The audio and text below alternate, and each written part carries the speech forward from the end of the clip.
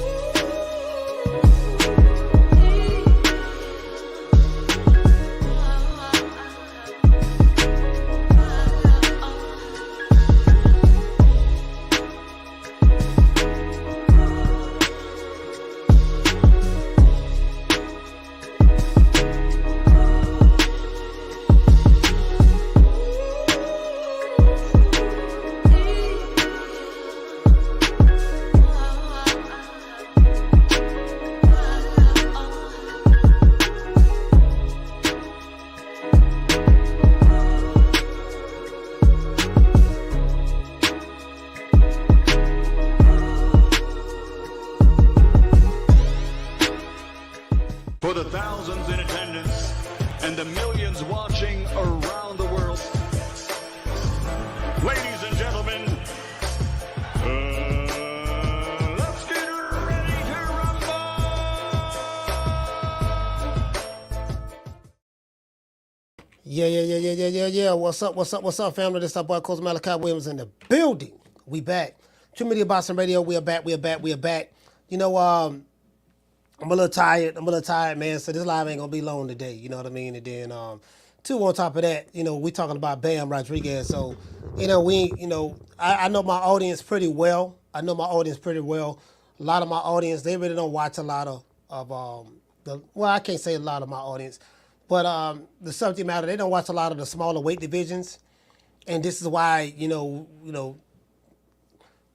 my audience, a lot of times they want to hear the same, like the people who, they want to hear the same shit. They want to hear about Tank. They want to hear about Devin and Ryan situation, stuff like that. Teofimo, we're going to talk about Teofimo as well, but I mean, that's just where we at. Especially over here, they don't really watch a lot of the smaller weight divisions, so, hold on.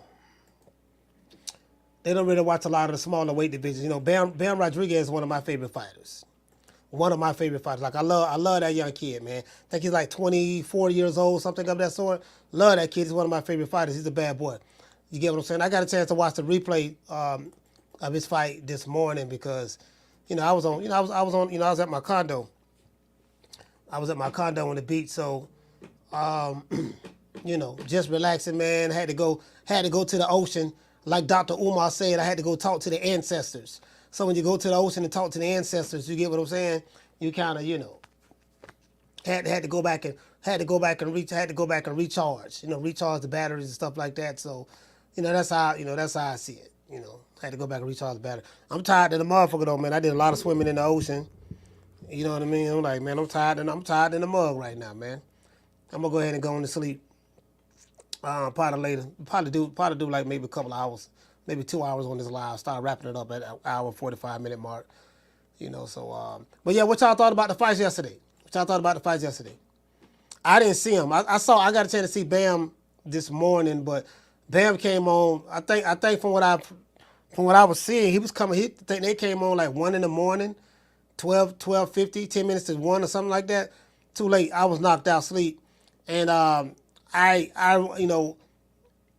ESPN. I have ESPN. I could have watched it on my phone, but I didn't see Teofimo and Steve Claggett. I didn't see that fight. I didn't watch it at all. You get what I'm saying? Because you know what I mean. I didn't watch it at all. So you guys could probably tell me about that. I picked Bam to win. I picked Bam to win on that fight. Estrada. I know Estrada he's a future Hall of Famer. He has way more experience than Bam. But hey, man, it is what it is. You get what I'm saying? Shout out to Mimi. Mimi, what's going on, sis? Mimi 24 is here. Knockdown 305. Teach. And then then I shot my movie scenes yesterday. Bro, let me tell you something. This movie is going to be hilarious. Blood boxing. Anybody know blood boxing? Boxing, retro boxing and documentaries, or on blood boxing. Blood boxing came. He came down to the city yesterday. And we had some fun, man. Blood boxing did some things. Blood boxing roughed me up a little bit. There's a scene where I get pulled up by the police. So, there we are. You know what I mean? I got pulled up by the police. So Blood boxing did a real good job. He did a real good job. Shout out to Will. Will, what's going on, fam? Stephen X, what's going on? Yeah, man. Yeah, man. Bam is a bad boy. The thing is, this is the thing, right? The reason why I don't listen to the casuals and boxing fans today, I can't listen to them, because they only talk about the same 4 or 5 fighters. Casuals only know about the popular fighters. That's it. He said, how will we get to see the movie? It'll be on Tubi. The movie will be on Tubi. They only know about the popular fighters. So when you hear people say over here in America, oh man, boxing dead, what they're saying is, man, ain't nothing going on with my favorite fighter and the other 2, 3 popular fighters that I know of. Ain't nothing really going on with them, so boxing is dead. No, boxing is not dead. Boxing is alive and well. It's just that you need to broaden your boxing knowledge. You only know about 3 goddamn fighters, 3, 4 fighters. You get what I'm saying? Like you are asking casual, okay, man, what you think about Bam, man? Like Bam, who is Bam? Who he is? Oh, they like dismiss. They would dismiss the lower weight divisions. They'll just dismiss it. Because anything under 135, where Tank is at, they dismiss it. Period. Like literally. Some of your best boxing is at the smaller weight divisions. But hey, who am I? This is why they dismiss a new way. They'll dismiss a new way. They tried to big up Cool Boy, but they couldn't. And this is why. You get what I'm saying? So I can't, man. I can't sit back and Shout out to 12. What did he say? He said casuals don't even have cable to watch Queensberry on TNT. I mean, don't nobody really have cable anymore. Like people, everything is on apps. You get what I'm saying? So, yeah, they don't nobody really have cable anymore, to be honest with you. Shout out to Ben. Ben, what's going on, fam? Eric Grimy. What did it say? He said anything other than lightweight, folks don't watch it. Well, folks over here don't watch it. Well, you know what? Folks, yeah. And hey, Eric, this is why I say the real boxing fans come from Mexico and the UK. Mexico and the UK, they have real boxing fans. Japan as well. But Mexico and the UK, definitely.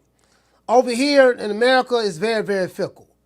Very fickle. I mean, fickle with a capital F on steroids. You get what I'm saying? So, pretty much. RJ, what did it say? He say, Coach, sources say Nico Walsh wants to run it with Teofimo Lopez. I mean, man, he say 126 and under, the boys be throwing hands. Nah, 130. Nah, you skipping another division, 130. 130 pounds on down. You get what I'm saying? Anyway, let me go ahead and read my opening monologue. Where do you think Ben Rodriguez should be on the pound for pound list? Where do you rank him? Where do you rank Bam on the pound for pound list? Ben Rodriguez is 24 years old.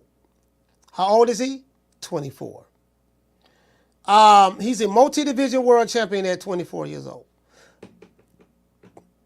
Let that sink in. And not only that, we got to look at who he's been fighting. Because who you fight matters, right? Ben Rodriguez, 24, recorded one of his finest victories of his career after overcoming a knockdown early in the fight. He got dropped in the fight. And these casuals would say, oh man, he got knocked down. You saw what happened when he got knocked down. Yes, he got knocked down, but what happened in the rest of the fight? Well, I don't want to talk about the rest of the fight. Let's talk about the part he got knocked down. Fool. In life, you get knocked down, right? In boxing, you get knocked down. What happened when he got back up? See, this is what boxing is all about. How do you overcome adversity? When you get dropped, you get knocked down. How do you overcome adversity? How did he overcome it? What did he do? He stopped, buddy. True. Like, I don't have boxing conversations with dudes on YouTube. I just don't. there's no need. When I say that, I mean these casuals. Like, there's no need. There's no need to have a conversation with you because you don't know nothing about boxing. I'm not going to have a boxing conversation with you when you don't know nothing about boxing. That's one, right? You might know about rap music, the latest drill music. You might know about what drugs everybody else is taking, or you might know about how many guns you have and how many people you going to shoot and all this stuff. That you may know about all of that. But when it comes to boxing, these motherfuckers don't know shit about it. True. They don't know shit about it. They don't know shit about it. That's why I don't argue. I'm not going to argue with you. Not going to be mad and upset. I'm not going, because I'm not emotionally invested in it. I understand what I'm in. I understand what I've gotten into as it relates to being having a podcast on boxing, YouTube. I understand what I've gotten into. You get what I'm saying? So, but anyways, Bam overcame that knockdown, right? Stopping Mexico's very own Juan Gallo. Stopped El Gallo, right? You know what I mean? Stop Juan Estrada, right? Francisco. And he's 10 years older than Bam. He's 34, if I'm not mistaken. And he stopped him in the 7th round. Bam stopped him with a left hook to the body. That left hook to the body was vicious. And when he landed it, the crazy part about it, he stopped him with a left hook to the body, but he landed it in between shots because they was in the middle of an exchange. Those 50-50 shots, right? You know what I mean? Those 50-50 shots, punches, right? And Bam landed it. Landed a hell of a body shot. It's very similar to it. It's like very similar because I almost didn't see it. I'm like, damn, what happened? It kind of reminded me when Crawford fought what the dude he became undisputed in at 140. The dude from Africa. Well, not it was Ndongo. He fought Ndongo. The guy we call Ndongo, right? He fought Ndongo, caught him with a left hook to the body, right hook to the body. I didn't even see it. I'm like, damn, he just went down. I thought he threw the fight at first. I said, what he went down wincing in pain for? And then they got caught in the exchange. They was exchanging 50-50 fights, and Bud Punch got there before his, and Bam caught him. When I saw Bam land that, I say, bro, that's that right there. I mean, you got to understand, Estrada has never been stopped before. Never. He's never been stopped before. I don't even think, has he ever been knocked down before? I don't know if haven't been knocked down before, but I know he's never been stopped before. Never. You get what I'm saying? So that at 24 years old, a guy who has way more experience than him, he's beaten now. Bam, you can arguably say that he's beating arguably 3 Hall of Famers already. You know what I mean? He beat Carlos Cuadras. And Carlos is 42-5, got 28 KOs. You know what I mean? Now we know what he did. We know what he did to Wangnek. What the dude name? Wisaksil. What's the dude name? I forgot his name. He got a nickname. Wisaksil. Well, I forgot the dude nickname. But anyways, these are the guys he beat. Like, he's beating guys who has way more experience than him. Like, these dudes are future Hall of Famers. You get what I'm saying? I think that guy had, he was 56 and he had like 60 something fights, 56 and 6 or 5 or something of that sort. You get what I'm saying? He got about 46 knockouts, right? And then what he did to Juan Estrada last night, Gallo, what he did to Gallo last night, to me was impressive. You get what I'm saying? I don't know no fighters his age that's doing what he's doing at 24. Who's doing what he's doing at 24? Hell, there's some fighters older than doggone Bam ain't doing what he's doing. And they've been in the game longer than him. He's only 24 years old. You get what I'm saying? So in my opinion, well, you know what? In my opinion, he's on my pound for pound list. He's in my top 5 pound for pound. If I was to put together a top 5, it'd be Usyk number 1, 2-division world champion, 2-time undisputed. It'd be Inoue second, and then Bud would be third because he hasn't been active. So we'll see what Bud does August the 3rd. And remember, pound for pound is subjective to the individual, and who a guy that's number 1 today can be number 2 tomorrow, just based on what the other fighter does that's in the top 2 or 3. You get what I'm saying? So that's how that works. I mean, that's how I do it. Am I going to argue about it? No. Do I want to fight about it? No. It's my opinion. I don't give a damn who you got on your pound for pound list. I don't care. You ain't got to tell me who you got. I don't care. I don't want to know. I don't give a damn. And guess what? I'm not going to argue about it. The reason why I say that, because I know how these fools is on YouTube. These niggas want to argue about every goddamn thing. I'm from West Tampa, homie. We don't do no arguing with no niggas about their opinion. We don't do that. True. We don't argue with grown men about their opinion on fighters who are millionaires who you don't even know. We don't do that. Right? Your opinion is your opinion. My opinion is my opinion. Respect it. You ain't got to like it, but respect it. Again, you know, oh yeah, he also beat Sonny Edwards. He also beat Sonny Edwards as well. I think he stopped Sonny Edwards. Bam is a special fighter, bro. Bam is a special fighter. You know what I mean? In my opinion, he most definitely should be on most people's pound for pound list, especially after Saturday night's performance last night. You know, what do you guys, if you were to have a pound for pound, where would you rank him on your pound for pound list? And you don't have to have 10 people on the pound for pound list. Like, I don't have 10. It's like, you know, you may have your top 5. Your top 5, that's it. You know what I mean? Your top 5, that's it. That's all I have. There's no rule. I gotta have 10 on the list. Nah, you know, you can have what you want to have in that motherfucker. You can have 20 if you want to, but you know, all the other shit is just conjecture at the end of the day. But yeah, you ain't gotta have 10 motherfuckers. I just got, you know, if I was to put, I don't have a list, but if I was to put together a list, you know, I can come up with a good 5. You know, so that's about it. I don't worry about 6, 7, 8, 9, and 10. Nigga, just crack the top 5. You can crack the top 5, then you know what I mean? Who you fight matters. Shout out to Damian Bennett. He say Bam is a bad man. Yeah. Oh man, come on, man. Hey, come on. Hey, Damian, for real though. You know what I mean? Like for real. You know that dude, that man. A lot of these dudes, like they don't watch the lower weight divisions, so they wouldn't know. You know what I mean? But that dude right there, man. And another thing too. A motherfucker be hollering about, yeah, but we want to see him move up and fight this and fight that. Dude, the man already doing legendary stuff already. Shout out to the Prince. Don't be requesting a fighter to do shit that you ain't requesting your fighter to do. You get what I'm saying? If you ain't telling your fighter, yeah, I want to see you go move up to fight Boots or go move up to fight this dude or that dude, don't be asking the other guy to do that shit. Like these dudes, they be wanting other fighters. Yeah, he gotta prove something to me, but your fight ain't doing none of that.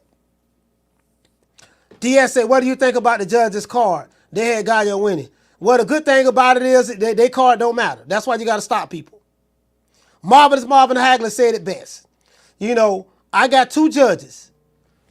The left hand and the right hand. These soup bones ain't never let me down. So those are your judges, the left hand and the right hand. Left hand and the right hand.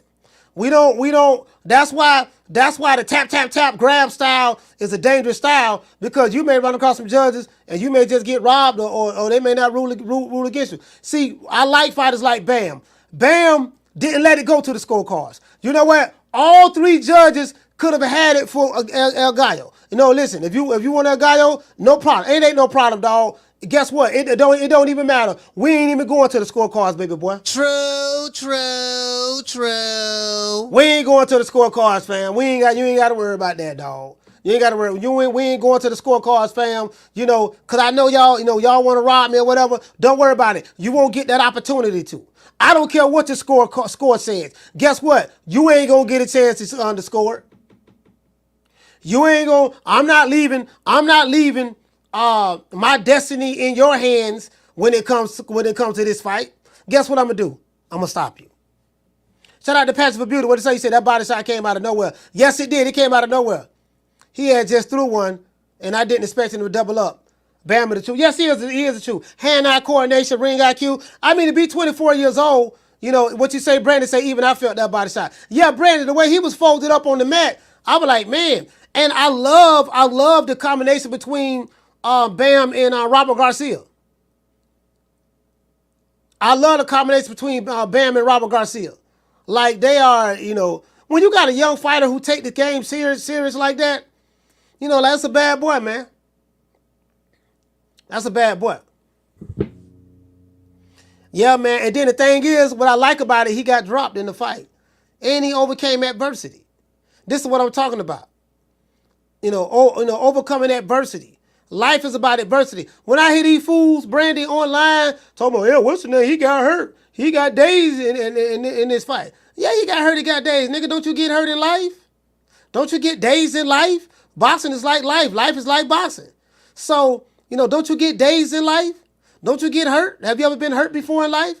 What happened? Did you fold or did you recover and overcome and build back better? You get what I'm saying? Did you overcome that adversity? What happened after that? So this is, it is what it is, man. Like, to me, it's so simple. Shout out to Green Eyes P. What's going on, sis?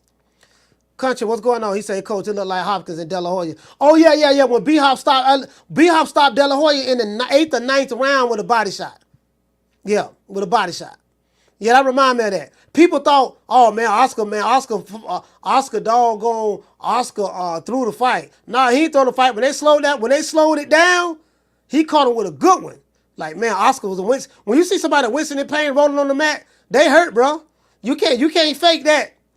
You can't fake that. That ain't no Malik Scott dive. That ain't no dive like Malik Scott did when he fought Wilder. Wilder threw a two-piece and he blocked it, and he going down the slow motion looking at Wilder. He got one hand leaning back that breaks his fall while he looking at Wilder. Like, no, that ain't none of that. No, you couldn't fake that. That was real. True.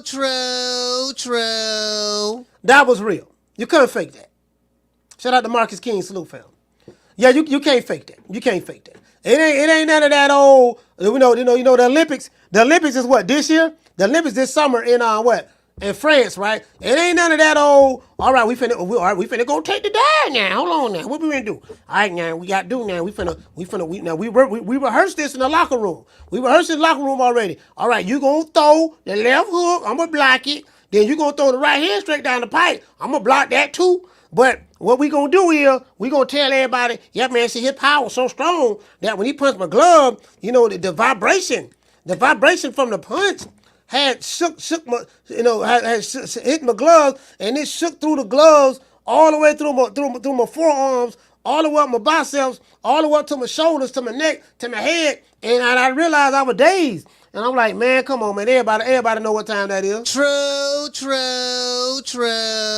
Nah, he ain't fake that, bro. Like, that was real. He didn't fake that. That was real. Anyway, before we get into the show, we got to say all praises due to Turkey Island Sheep. Shout out to the Sheep. And shout out to Booker Ray Leonard. Make it last. Make it last forever. Don't let I love you.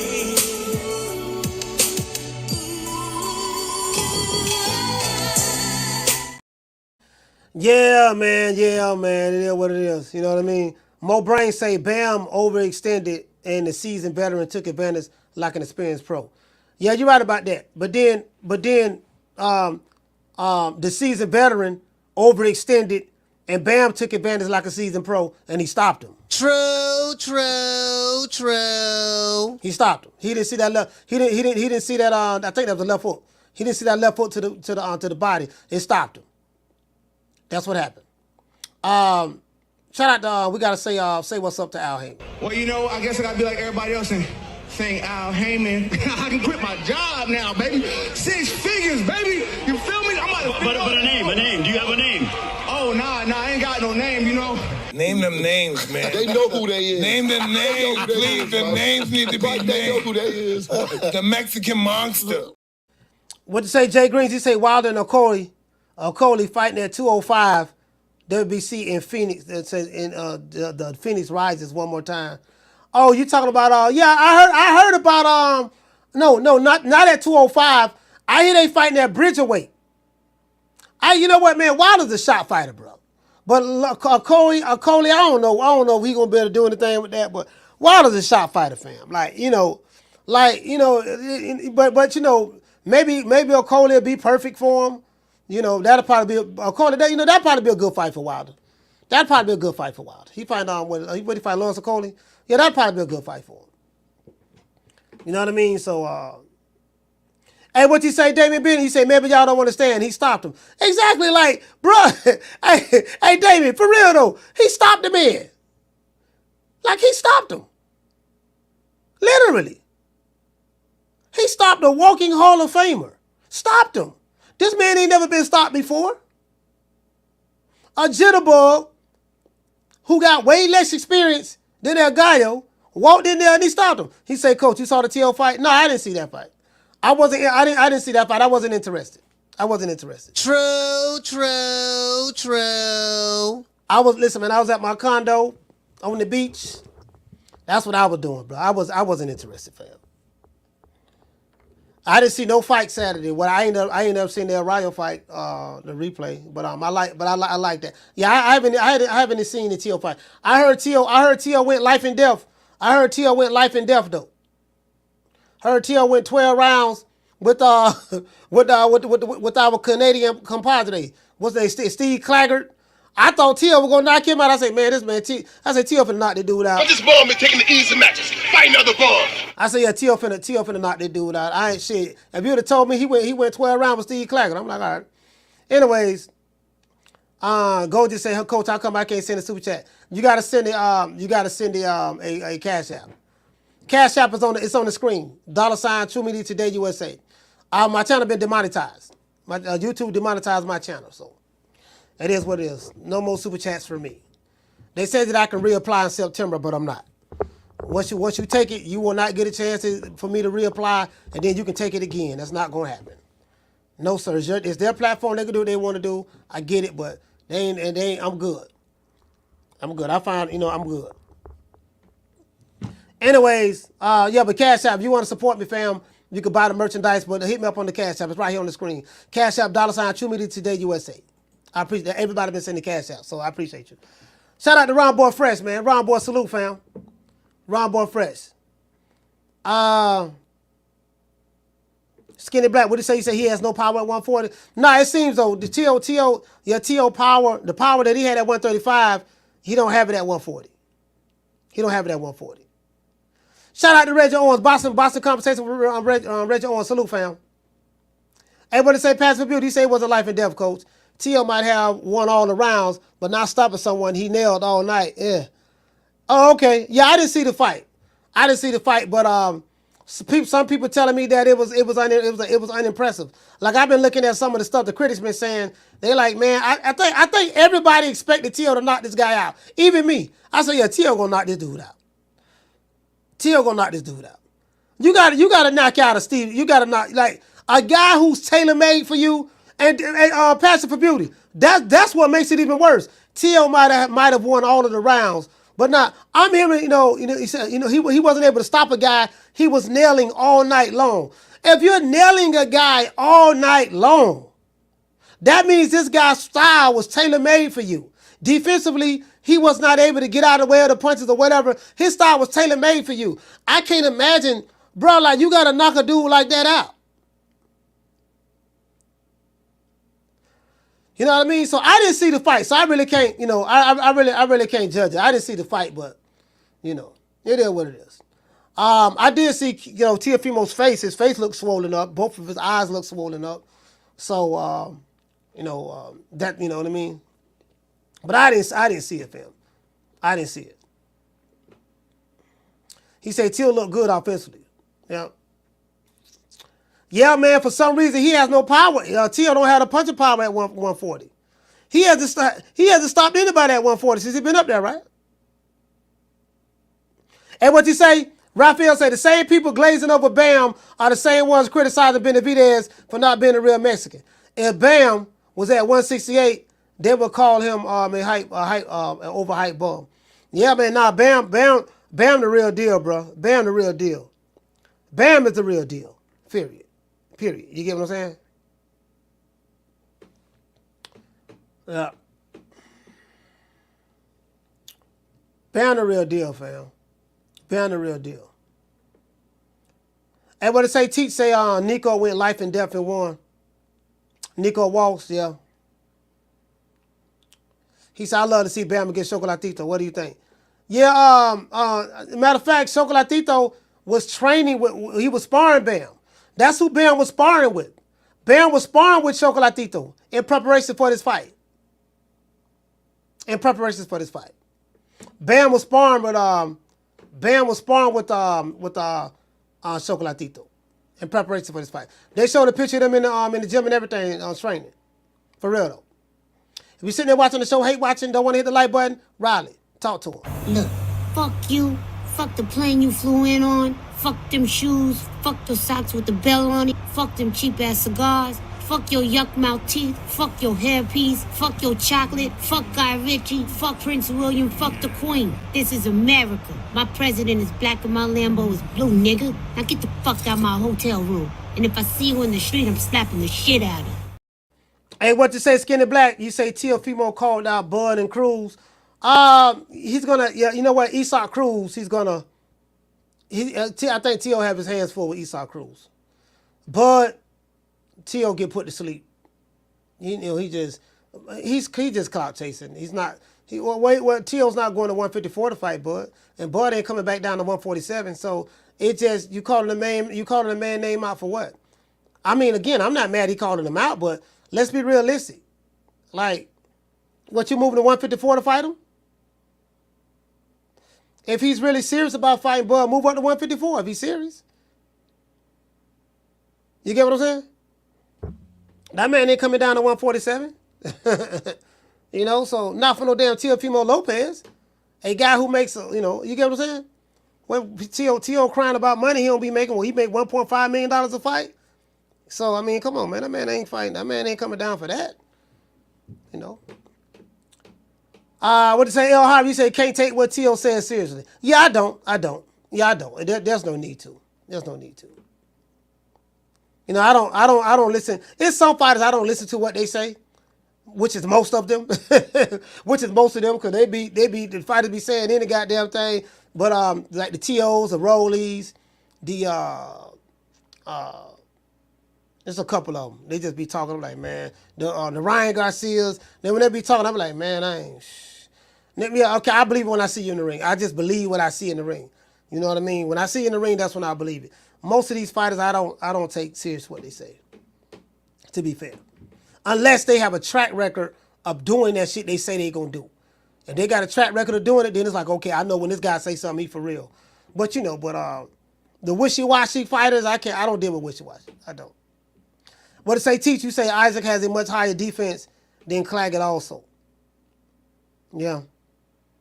Hey, goddamn Esau Cruz, that little motherfucker there, boy, god damn. Hey, Cruz like a Tasmanian devil. Cruz like a Tasmanian devil.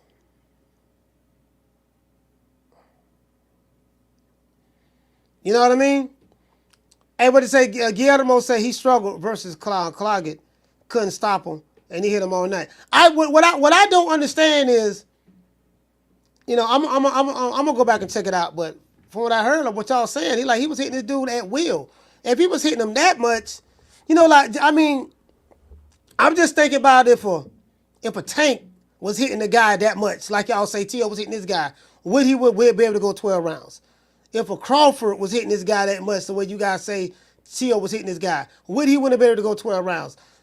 There's a couple of fighters I could think of, man. If they hitting the dude like that all night long, his ass going to sleep. You get what I'm saying? I'm saying the elite fighters. But again, Steve Claggett, I saw a couple of his fights. He fights mostly in Canada. He's from Canada. I saw most of his fights. He's a pressure fighter. He's a pretty good fighter. He hasn't. I think this is his biggest step up fight he's ever had though.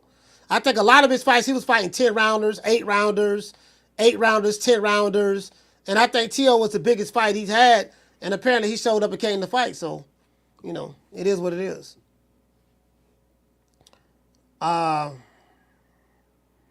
Everybody say Brandon said Claggett definitely has a chin. he ate Teo's uppercuts.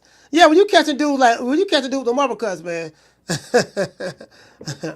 You know what I mean? He said it was like Tony did Iran Barkley, coach, but he couldn't close the show. Well, it wasn't like. Well, I see what you're saying. Yeah, no. You got to close the show then. We got to find another comparison. And again, this ain't no knock on T.O. He got the victory. He won. T.O. won. He did what he needed to do. Who we going to fight next, we'll see. I think the good news is T.O. will be fighting again this year. He probably have a third fight this year. You know what I mean? So, third fight this year. Yeah, man. Probably have a third fight this year, something like that. So, but T.O. need a big name. T.O. need a big name fight though. Like where he fought at, you know, because Teofimo's not a draw, and he fought at the James Earl Knight Center in Miami, and he fought at I think that place hold like 4,600 people. So he's going to need a big name at this point. T.O.'s going to need a big name at this point. Like for real though. For real, he's going to need that, bro. If he wants to make the kind of money he wants to make. So I don't know. And I think the bad part about it is there's not really any big names at 140. Like, let me look and see. The biggest name he beat already at 140, that was Josh Taylor. And Josh Taylor, you know, Josh ain't the same fighter he was when he was undisputed, coming off an injury when he fought T.O. Let's look at the ratings, 140. Look at the ratings. Hold on, let me see. 140, super welterweight, male.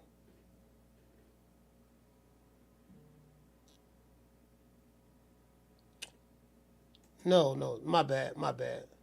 Super lightweight, my bad. All right, let's go. Let's pull this up. Oh, this box rec. Why am I at box rec? I don't never look at box rec. I don't look at box rec for their rankings. Their rankings don't mean shit to me. Let me see, Teofimo. Let's go to ratings. I see what my bad, I keep going box rec. Ring magazine, Ring. Let's go to Ring. Look at the Ring ratings. Ring ratings, let's see. Lightweight. Yeah, man, my main man. Listen, boy. That boy, Bam. Man, I love Bam, bro. Bam, boy. Shit, man. Bam, that nigga, boy. Bam. Motherfucking Bam, boy. Shit. Yeah, they don't know nothing about Bam. They don't know nothing about Bam, boy. I'm trying to tell you, boy. We know they don't know nothing about Bam. Bam, you know how I know? Because Bam don't do numbers. Bam ain't doing numbers. Like on live shows and stuff like that. Hold on. That's welterweight. Junior welterweight. All right, here go junior welterweight right here. Let's blow this up right here. I'm looking at the names, right? I'm looking at the names. Let's see. Let's go over here. Look and see. What do you say? Bam repping Texas. Man is a beast. Bam from where Bam from? Bam from Arizona, right? Matter of fact, let me see. Where's Bam from? I'll find out right here. I just pulled them up. Hold on.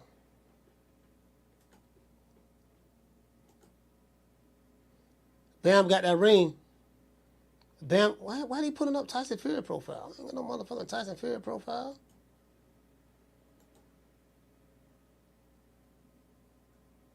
Oh, they keep talking about Tyson Fury profile. Hey, what you say? You say Bam from San Antonio? Oh, okay. You know, I thought he was from. Oh, you know what? My bad. That's who that is? Who that is from Phoenix, Arizona? That's David Benavidez, right? That's David Benavidez. My bad. That David Benavidez from Arizona. I think he's from Phoenix. Yeah. That's David. My bad. All right, let's see. The Mexican Monster from Phoenix. They got Bam. Let me let y'all see this. I like this here. Bam is the Supreme Champion. He should be. Because he got the WBC in the ring. He took that. Now this is Juan Francisco Estrada, right? This is El Gallo. El Gallo had that. He had the WBC in the ring. Bam took that from him. He took that. right? This is the next fight right here that's gonna be made. Ioka and Bam. Bam say he want that smoke with Ioka. See, this is what I'm talking about. Bam want the smoke with the next guy who got the belt. Bam say, look here, I don't took care of baby boy right here. I don't took care of the walking Hall of Famer, Juan Francisco Estrada, El Gallo. I don't took care of him. You know what I mean? Now I want the smoke with Ioka. Now this is a damn good. Now, what you say, G5, old school mentality, Bam had. Bam at 24 years old, definitely have an old school mentality. Bam needs to, listen, check this out. This is my, G5. Bam meets everything on my criteria. Check it out. Level of competition. I have a boxing criteria. The level of competition Bam is fighting. He's fighting top 10 guys, top 5 guys, walking Hall of Famers, top 2, top 3 guys, right? Multiple division world champion. Level of competition, check. How many top 10 fighters you fought? Check. Bam man right there. Did you dominate the weight division? Well, he ain't really dominating nothing yet, but when he get there, he kicking behind. Meaning he hasn't had a long reign at one weight division for a long time, is what I mean. But he is a multi-division world champion. So I might can give him a pass on that right now because of what he's doing. You know what I mean? But how many career-defining fights you have? Check. He don't fought 3 Hall of Famers and stopped them. You know what I mean? So we don't see that. Did he fight the best in the division? Check. He meets the boxing criteria. Now Bam don't meet the Instagram criteria. Is he popular like some of these other guys? No. Is he driving Lambos with suicide doors? No. Does he have a lot of Instagram followers in comparison to your favorite fighter? For the casuals? No. He ain't got none of that. But boy, when it come to his boxing criteria, guess what? He's shitting on niggas. True. When it come to his boxing resume, he's shitting on niggas. He's shitting on niggas. It ain't no comparison. You can't say nothing bad about Bam in boxing. Nothing. You make it say, well, he ain't, he's fighting a smaller weight division. Okay, he fighting a smaller weight division. Yeah, he don't really he ain't putting butts in seats. He ain't putting butts in seats. You know what I mean? Okay, look, man, listen, man. Man, we ain't even trying to hear all that flim-flam, man. Of course, VA Money say, honestly, Bam is a nobody. He's a nobody. What do you mean by that? Can you clarify that?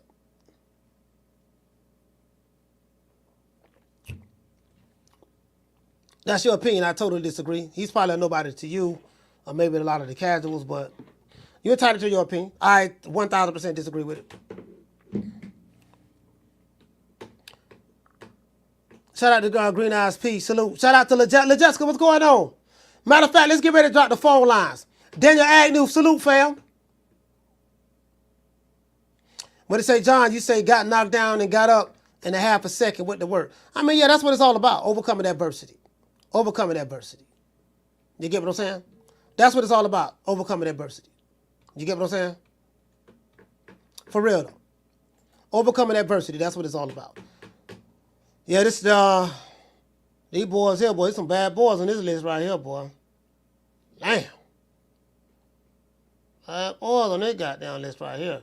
Now, the 140, I'm looking at the 140. I'm trying to see what would be some big names that T.O. can fight on here. Super Matias lost.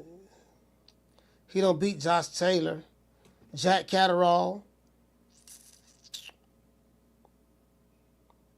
Progray and T.O. probably be a pretty good fight.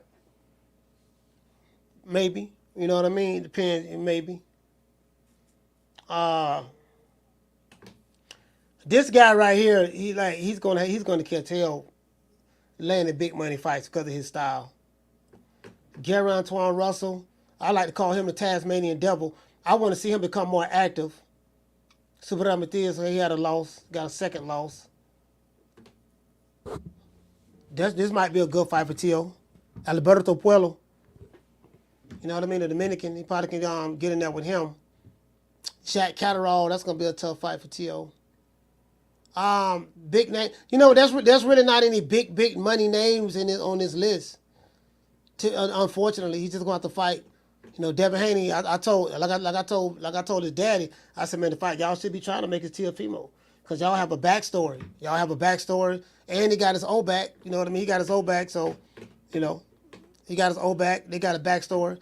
That'll be the fight they need to try to make. You get what I'm saying? So, we finna go ahead and drop these phone lines, man. Let me go ahead and do it like this. You want to talk some shit? Call me. Start some shit, bitch. Sup, fool? You gonna talk shit about me, homie? Where you from? Hundreds of niggas is waiting for your motherfucking call, and they all talking shit about you right now. Call the coach at 530-494-9636. We waiting on your bitch ass. Yeah, man. Yeah. And one thing we don't do over here is I tell you guys time and time again, I get 25 fucks about a nigga's emotions and his feelings. I don't argue with no grown ass motherfucker man about fighters who are millionaires who don't even know you fucking exist. You wanna argue? I can't argue with you. You mad. Look at you. You mad. I don't get paid to argue with you. Who is you? You ain't nobody. Let's see. Man, I am so tired today, bro. I am so tired today. I did a lot of swimming. Did a lot of swimming yesterday. And not yesterday, Friday, and then fucking we did these scenes yesterday, man. I'm tired as hell, bro. We worked hard yesterday. Carlos, what's your name? Where you calling from? Corey from Texas. How you feeling, Coach? Corey from Texas. I'm doing good, fam. Talk to me. Yeah, I'm glad you're covering the subject, man. He got up like a champ. I didn't think he would drop him with a body shot. He did, and it was an excellent little fight. But as far as the guy who said Bam is a nobody in the comment section, I don't know what planet they live on, but if Bam was to say he was having a fight in San Antonio, the AT&T Center in the Alamo Dome would sell out very quickly. So, unfortunately, a lot of people live in a bubble, and they don't go to certain fighter cities. They don't understand how big they is. Yeah. And San Antonio, just to let people know, Coach, you've been here. It's one of the top 10 cities population-wise in the country. Yeah, it is. I love San Antonio. San Antonio is a beautiful city. The people in San Antonio showed me so much love. Now, the only thing I got bad to say about San Antonio now, the weed went by. I know what you're gonna say. The weed wasn't about nothing, man. But again, maybe it was the guy who I got it from, and I ain't gonna throw him out there. I ain't gonna throw him under the bus. But maybe it's the guy that I got it from. He was bragging on it, and I'm like, man, I'm like, nah, man, nah, homie, this ain't it, fam. Hey, I'm finna call my plug. You're gonna be talking about my weed. Nah, dog, this ain't it, fam. This ain't it. I'm telling you, dog, this ain't it. I think you spoiled, Coach. Because you done got us from all over the world. Cali, Vegas. I've been in Vegas. You might have to go over to Houston if you want that loud. But, man, Hey, give it another chance when you go back through, bro. Somebody else might impress you. But, yeah, I think you spoiled, Coach, because you done been all over the world with it. You done had different type of strands, so they got to come correct. Yeah, man, I don't smoke nothing but exotic. If it ain't exotic, I ain't smoking it. It got to be exotic, bro. That's it. That's all I smoke. Exactly. I wonder, do you think this, Coach, and then I'm going to get off here so I don't keep talking your head off. Do you think he'll go up and fight Inoue one day? That'd be fun, I think. That's a good question. They asked him that question because Inoue fight at 122, and Bam said, we got to be realistic. He fights at 122. I fight at 115. Let me get accustomed to this weight division, and let me. I got other business to take care of in my weight division. Let me handle business in my weight division before we even talk about that, because Inoue is 2 weight divisions above him. And to be honest with you, Bam is a multi-division world champion. He don't have to jump up there and try to fight Inoue right now. You know what I mean? He don't have to do that. People are saying, yeah, we want to see him move up and fight him there. And I'm like, these same people who saying that, not you, but they don't say that about their favorite fighter. Exactly. You know what I mean? Exactly. Yeah, you shoot next week. Yeah, exactly. They just being obnoxious. Just like people don't travel like you, Coach. They don't see nothing, and like you said, they're casuals. They don't even watch that. So you shoot next weekend. Let me get off here, Coach. You shoot next weekend, or you gonna cover the Shakur fighter? You don't know yet. No. I'm covering the Shakur fight. I'm shooting next weekend, but I won't be shooting. I won't be shooting tomorrow night. I mean, on Saturday. No, I'm shooting next Sunday. You know, I got some out of titles coming in. We shooting some scenes, and I'm shooting next Sunday. So, yeah, man, we shit going good. Blood Boxing pulled up yesterday, man. We got him in a good scene, y'all. Hey, you gonna love this, bro. I'm very very excited about this project. It's hilarious so far. So far, it's hilarious.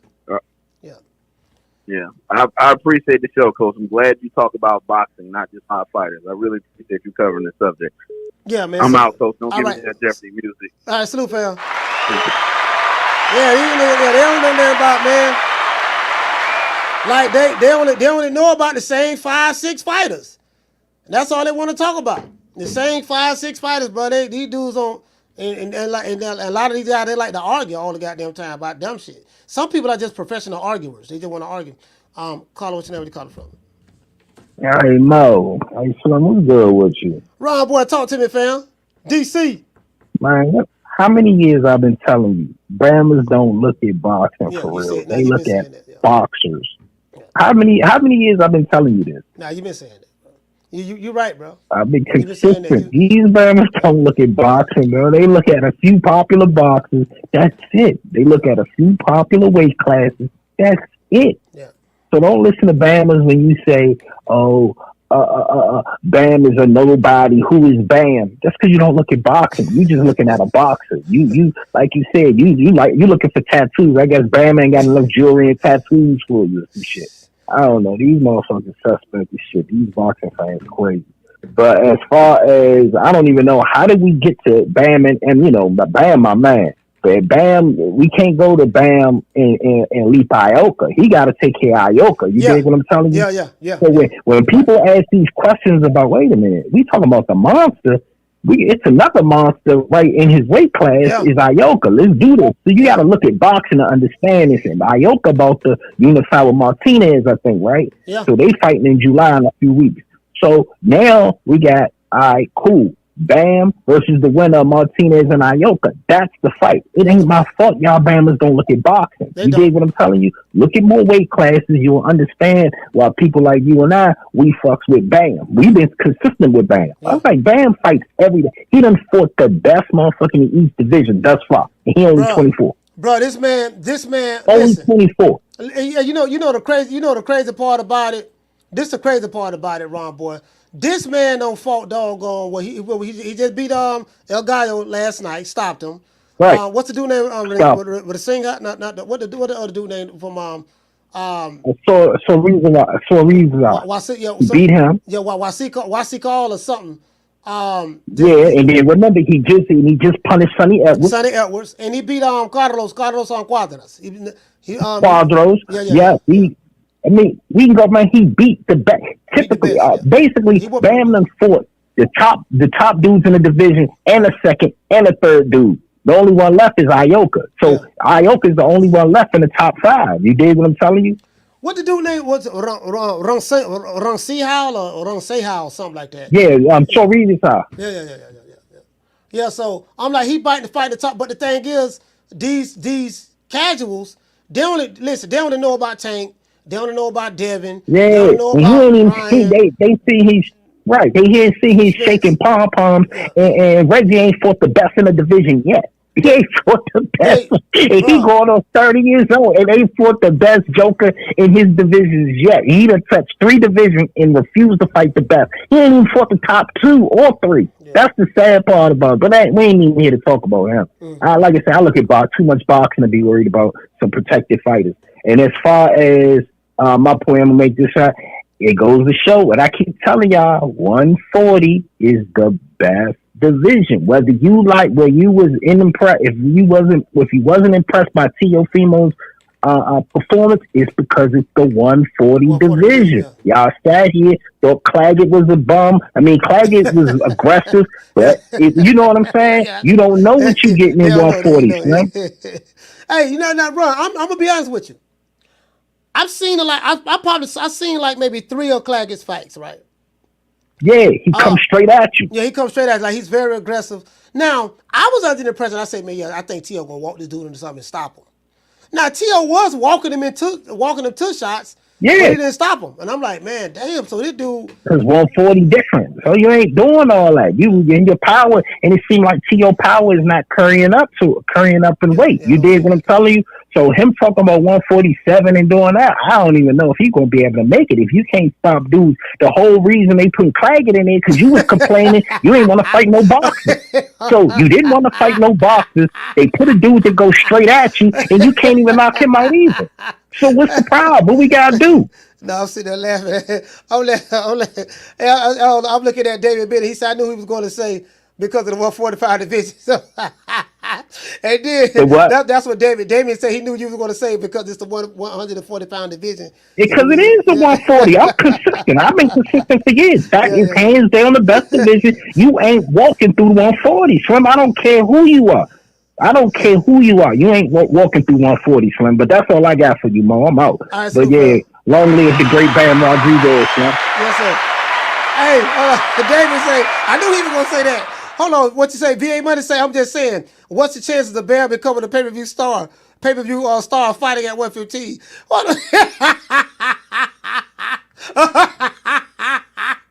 Hey, VA, listen, man. Don't see. Listen, hey, VA, you been listening to my Booger Ray Leonard, man.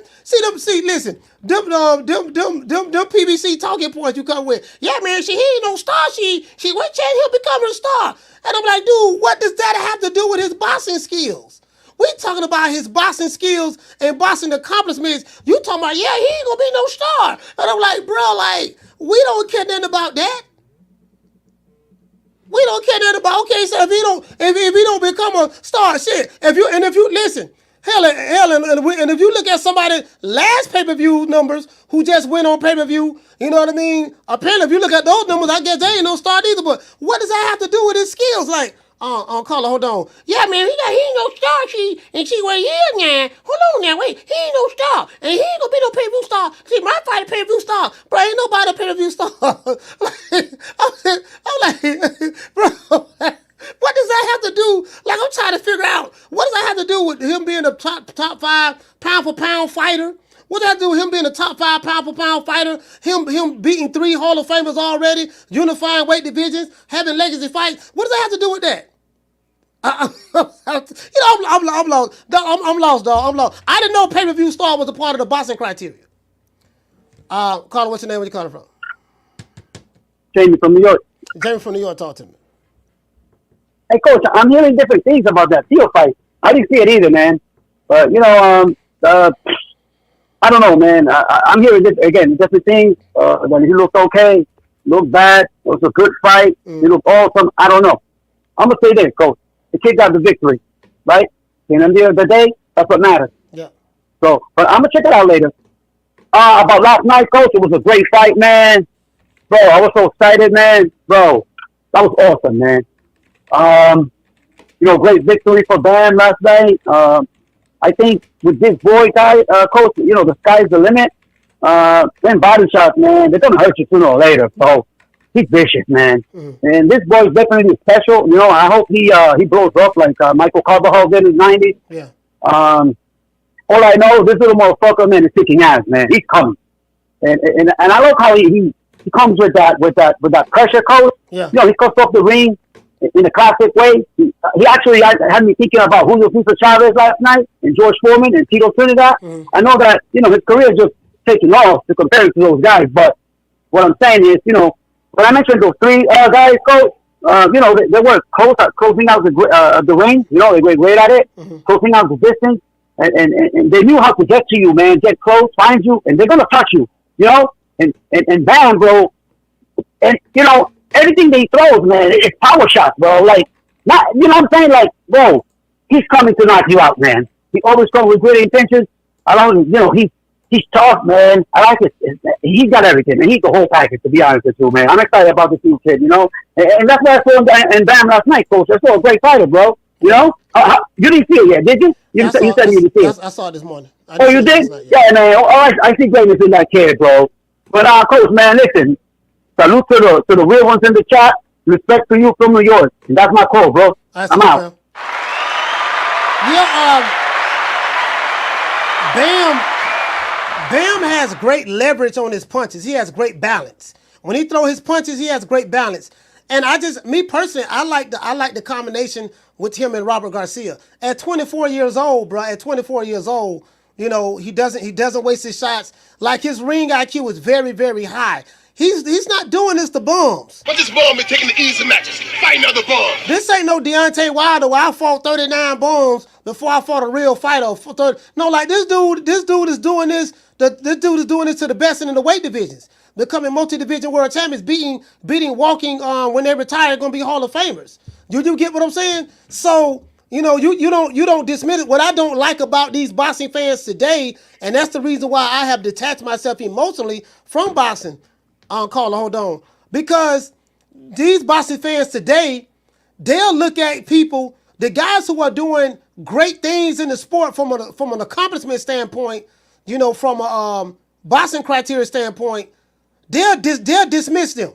Oh, man, he fought King Kong, he fought Godzilla, he ain't did nothing. But the dude who toenails is painted bright and, you know, well, he put some butts and seats in the arena and you know, he got tattoos and my fighter making a whole lot of money, they will put, like, those are their boxing arguments. They use non-boxing talking points to make a boxing argument. And then would be on somebody else's live arguing for 7, 8, 9, 10 hours about what? I'm not finna argue about another dude who you don't know nothing about no damn boxing. It don't make no damn sense. You know what I mean? Like, I'm like, yeah, nigga, whatever. Woo, Lord have mercy, fuck for you. Carla, what's your name? Where you calling from? What up, Coach? It's Country, man, out in Sac, bro. What you up to? Man, Country from Sac, man. Talk to me, fam. Dude, hey, all right. That Bam fight last night, candidate for fight of the year. Yeah, absolutely. Great fight. Yeah. A lot of good competition. Couple, you know, great knockdown. Look, all these people out there are saying something bad, or, you know, saying, oh, well, Bam's a nobody, or he ain't done this and that. Bam is doing what your favorite fighter refuses to do. So we don't want to hear none of that, because Bam is doing it right. And that was definitely... No, not only that, not only is Bam doing what these guys criticizing Bam, not only is Bam doing what their favorite fighter are refusing to do, Bam is doing it while those same guys have their favorite fighter in the witness protection program. They protecting the fighter and making arguments for why he shouldn't be doing what Bam is doing in their weight divisions. It's sad, man. It's sad. And as far as Tio, you know, Tio just does not look like an elite fighter. I know he runs hot and cold. He wasn't in any danger of losing last night, but he got pieced up. If you look at his face, his eyes were swollen, his nose was swollen. That dude pieced him up, even though he wasn't going to win. Yeah. So, and Tio's power just didn't carry over. I don't know, man. I mean, I'm really not. I'm not big into Tio, man. I mean, his delusion is just too much, and he's not producing like he says he does. But one major thing, and I'll cut the call after that. The state of Arizona has sent a message to most boxers: stay the hell away and don't fight there, because they're gonna rob your ass. Yeah, I heard. Like rob. Yeah. I was like they robbed. Oh, go ahead. No, go ahead. I was talking about. They were talking about the judging last night. Well, we know with Bam and El Gallo, they said the judging was terrible. You know, but I said, you know what? What I like about Bam. Bam has an old school mentality. Don't worry about it. We're not gonna worry about the judges. We're gonna stop them. See that's the guarantee way. Bam took it out the judges. Take it out. Go ahead. I'm sorry. Take it out the judges' hands. Take it out the judges' hands. Yeah, that's what I was gonna say. He took it out the judges' hands. That reminded me of what B-Hop did to De La Hoya when they fought. Man, that body shot. It was just the same. That brought me back to that fight. And when Roy Jones fought Virgil Hill. He hit him with a body shot and stopped the light heavyweight. Yep. And now the only other thing was Ramala Ali. She's a lady boxer. She fought Jamie Mercado. Yeah. Jamie Mercado lost that fight, and she got and they gave it to her. Man, Ramala Ali got robbed also. So all the more reason why nobody should be fighting in Arizona until they get the judge situation straight, man. Right. But anyway, that's my call, Coach. Thanks for having me. I hope you have a great day. All right, thanks, man. Shout out the country, man. Sack time.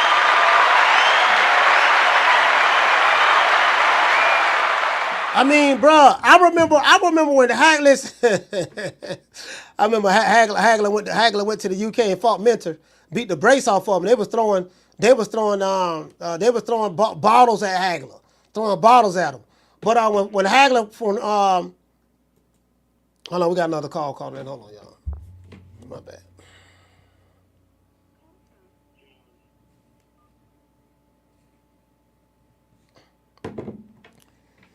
I'll call it. What's your name? Where you calling from? Hey there, Coach. This is John in Boise. I'm calling because, yes, I got to say that was an amazing fight. Bam Rodriguez is a budding legend who beat up a current legend, Johnny or Gaito. But what kills me is that there's a lot of casual fans out there saying that, who cares about these guys because, they fight under 122 pounds. Well, guys like Pascual Perez, Miguel Canto, Ricardo Lopez, who you could arguably say is the greatest Mexican fighter ever. Yeah, absolutely, yeah. 51-0, one draw, 38 KOs, beat all the big names. But the fact is, nobody gives a damn about him because he fought at 105 pounds. And by the time that he got attention by the international boxing fan base in the United States, it was mostly thanks to, I guess, Don King. King signed him for like the last several fights of his career, and then people began to take notice of him. But I just think it's disgusting what casuals will say to try and shit on a fighter and his opponent simply because they don't know a goddamn thing about the weight divisions that they fight in. Because like I've stated, most American fans don't give a shit if it's under 122 pounds. And I appreciate you, Coach, for actually talking about Bam, because Bam's he's a budding legend, and by the time he retires, he's going to be an all-time great. That's just my take, Coach. Keep it up. You have an excellent show. All right, salute, fam. Thank you, Paul.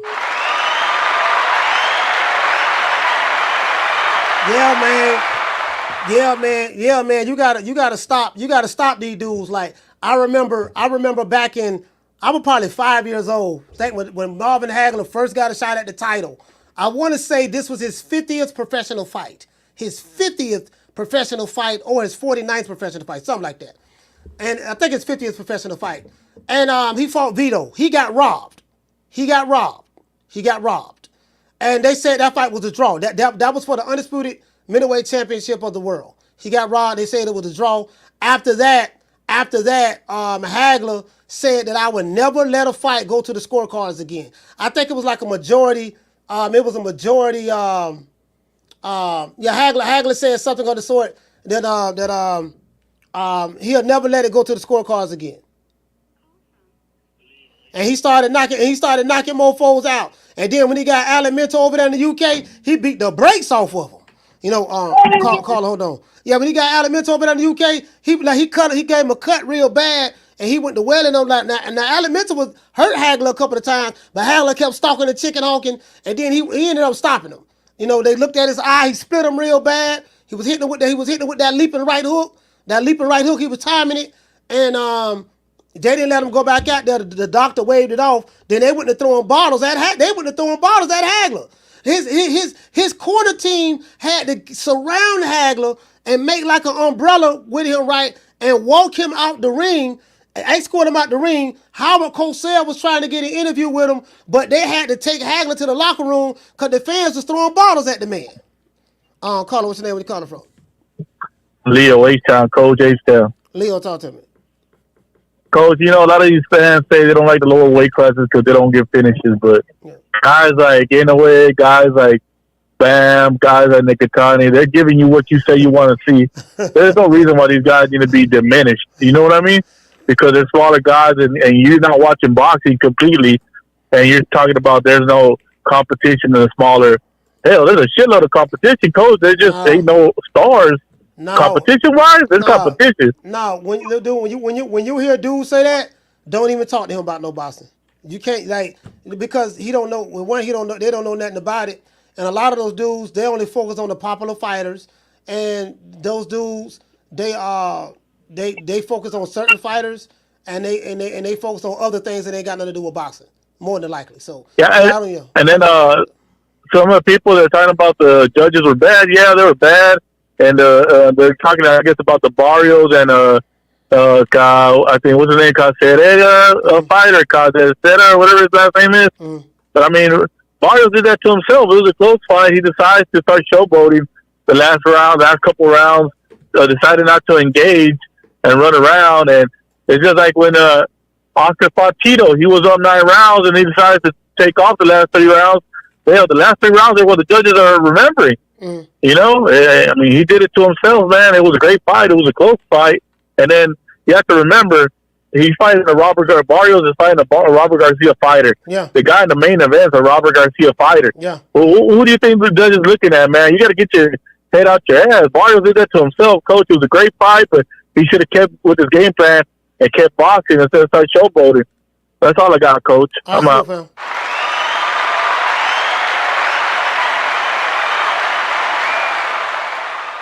Yeah, man. No, this is the thing, right? The thing is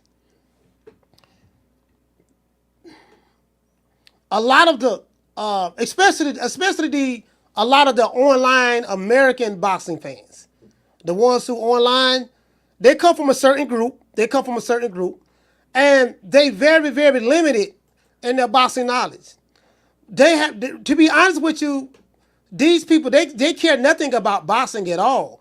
They have other underlying issues that they are fighting that have nothing to do with boxing. So if someone said, well, I don't really like watching the lighter weight division. Okay, you don't like watching the smaller weight divisions. Your preference is you want to watch the popular fighters. And if that's your preference, just say that. Just say, yeah, man, my preference is I only know about 3-4 fighters. You know, I'm only focusing on 1 or 2, and that's about, me personally, I know that's what it is. We know what it is. Like, okay, we know what it is, but to talk down on Bam, that's crazy. I mean, that's just a casual conversation. You're not no boxing fan talking bad about Bam. You ain't no damn boxing fan. Not talking about Bam. When he is the definition of what boxers are supposed to do today. Literally, he's that definition of that. So I mean, it is what it is. I mean, but everybody's entitled to their opinion, but you can't talk no boxing with me. Not me. Like, ain't shit we can talk about in boxing. Hold on, let me see something. Damn, it was something I was going to look up. Damn, I forgot. Man, I forgot what I was going to look up, fam. I was going to look up somebody's, damn, I forgot the fight I was going to look up. There's a fight coming up.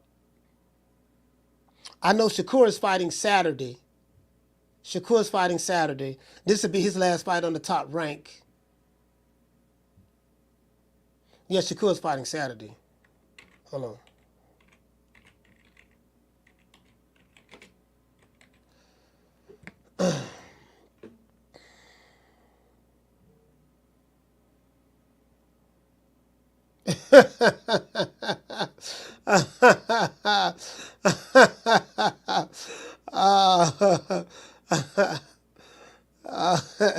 Now I'm sitting there looking at something, trying to find something on. Shout out to the Nigerian Nightmare. Salute, fam. Pauline said, I want to unify. Wole, salute, fam. Jesus, what's going on? Shout out to Brandy. Brandy in the building. My sister Brandy. Carlos, what's your name? Where you calling from? This is Asad to Don Thomas.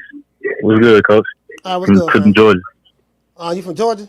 What's going on, man? I called in, and reason why I called, man, make a long story short, if Bam is not in nobody's top 5 power pound, they're full of shit. First of all, that is just what it is. A lot of people shit on him. Mm-hmm. especially casuals, because they don't know shit about boxing. They don't know nothing about sport. Yeah. All they care about is tanks of the world. The Ryan Garcias, you feel me? Yeah. Like it's, I don't understand it. Like it's crazy. I mean, I understand it. I mean, they know nothing about boxing, and they are really not interested in it. They're just interested in a couple of fighters. They're more like male groupies. I call them male groupies of certain fighters, and they like to diminish other fighters. Sometimes they may do it because the fighter is not of their ethnicity or race. Sometimes they do it because, they with certain YouTube groups. Sometimes they do it because whatever. But it has nothing to do with boxing. Like, they can never give you a boxing criteria, or it may be that this guy's not popular enough. My fighter is making millions of dollars. And I'm like, sir, what does that have to do with you? You get what I'm saying? Some of these guys, a lot of these casuals, they live their lives vicariously through their favorite fighter as well. So that's what gives them they have an emotional attachment to their guys as well. So that's pretty much what it is. Ain't got nothing to do with boxing, my brother. Yes, sir, no doubt, man. Like you part of the reason why, like, cause I'm not gonna owe you, man. Like, I was a casual, like I just got into boxing a couple years ago. Mike Tyson is pretty much the reason why I started boxing myself. You know what I mean? I don't have any trainers or anything like that, but I pretty much can relate to his story. Being bullied like he was, his upbringing. He's had a very tough upbringing. Make a long story short, but many other fighters I watched, like the Nell Whitakers of the world, the Salvador Sanchez, the Sugar Ray Leonards, Sugar Ray Robinson. Yeah. Sugar Ray Robinson, yes, that's my GOAT. I'm 21 years old saying it, so it means a lot for you to. I watch the show all the time, man, and you don't know how much you mean, man. Like you, like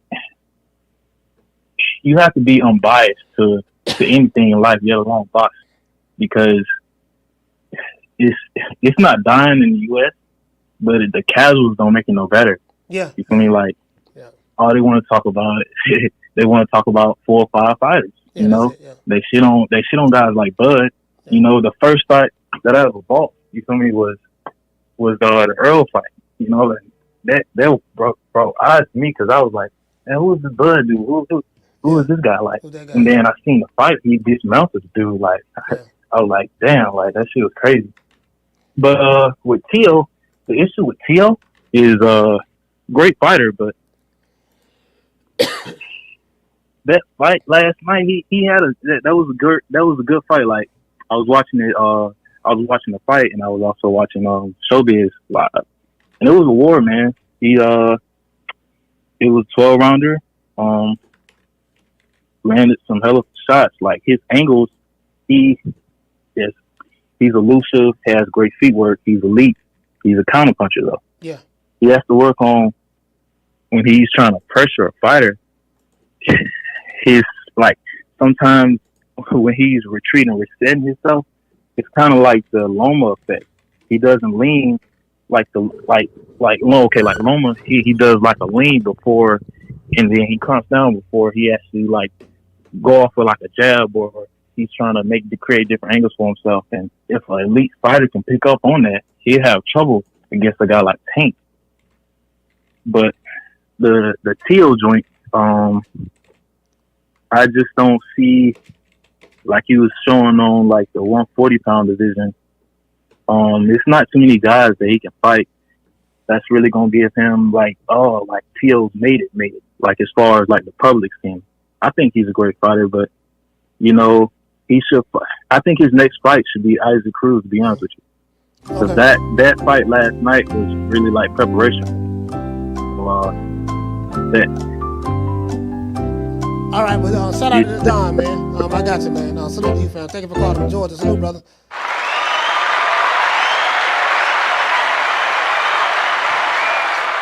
Yeah, man. JC said Coach music time. Yeah, I let him rock out for like 5 minutes. I let him rock out for like 5 minutes. But shout out to EMS. You say Bam reminded me of the Mexican legend and one of the most competitive boxers in history, Salvador Sanchez. Identical style. Yeah, you know what, man? You know, I ain't gonna lie, man. Like for me, you know, yeah, you got Finito Lopez. Finito Lopez, bad boy. You know, my uncle is the one that turned me on to boxing, but he's the one that turned me on to Salvador Sanchez. Salvador Sanchez, you know, in the first fight I've ever seen of Salvador Sanchez, I want to say, you know what? It was when he fought Azuma Nelson.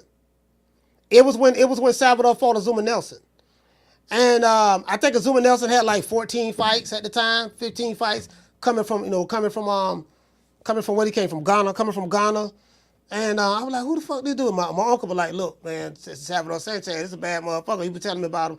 You know, my uncle was born in 1936, I think. He passed away, but he was born in 1936. Was it 36 or 38? Oh, my bad. No, he was born in 1934. My aunt May was born in 1936. Yeah, he was born in 1934. So yeah, he turned me on, man, and yeah, man, Salvador. I like Salvador Sanchez. Willie Pep, love Willie Pep. Willie Pep was a bad boy too. I'm talking about that's way before my time, but Willie Pep was a bad boy too. Man, I was looking at some old fight footage of Willie Pep, and I see a lot of some of the boxing styles I see today with some of the great fighters that's boxing today, and I'm like, oh, okay, Willie Pep was doing that back. You get what I'm saying? Just how like when a fighter has the long arms, they extend their arms and they keep their hand on the fighter's neck, they control the head. So you automatically know what kick no points come from over this way, or kick no points come from over that way. It's I was watching like the really good fighters. You cannot make one mistake with the really good fighters. When you're dealing with a fighter that's kind of like a mongoose, I think a mongoose, I don't know if they're immune to snake venom or whatever the case may be. I'm not sure. But a mongoose, he's not afraid of a cobra or a snake or whatever, right? Rattlesnake or whatever. Like the mongoose, he's very meticulous when he strikes. He pays attention to everything because this rattlesnake is here, I'm trying to get him, or this cobra is here, I'm trying to get him. So he's very, very meticulous, right? And when you're dealing with the cobra, you can't make no mistake now. You can't make no mistake when you're dealing with the cobra. And you make one mistake, bam, that's your ass, right? And with the mongoose, the cobra can't make no mistake with the mongoose because he's quick. As soon as you slip, hack him. You get what I'm saying? So, the great fighters pay attention to everything in the ring. And when a great fighter's in the ring and everything is clicking with him, when the great fighter's in the ring, everything is clicking, then it's like, he's you know, you ever seen a fighter fight a perfect fight? You're like, man, he was just hitting on all cylinders in this fight right here. Yeah, man, sometimes, you know, when a fighter's in that zone and these are great fighters, he hitting on all cylinders. He don't figure you out. Yeah, I got his timing down already. He finna get ready to throw this. I got something for that. And he can make the adjustments within the round without having to go back to the corner. Because, you know, 3-minute rounds, you have some fighters, they may get caught with a punch in the, like, okay, very similar to Bam. Bam got dropped. He got caught. You know what I mean? Gallo caught him. Bam got knocked down. He didn't stay down long. He got up real quick. He realized he made a mistake. He kind of smiled a little bit, like, man, he caught me. He realized at that point where he messed up at, and then guess what? He went to work right after that. True. He went to work right after that. He didn't have to wait till, damn, I got knocked down. Oh, shit, let me try to survive. Or, okay, let me see what's up. You know, hold on, let me try to stay away. No. And let me try to make it back to the corner. He realized where he messed up at. Oh, I messed up right here.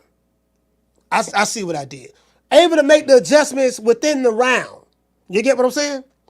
You know, the great fighters, they're like, Well, the great fighters can do that of the past, but I'm saying the ones that are great in today's time, they can make that adjustment right then. They see, oh, I messed up right here. And they pick up on things. Like, it may be, like, some fighters, the really good fighters, they may notice a pattern. Damn, I notice every time he feint with his, feint like he finna come in with his feet.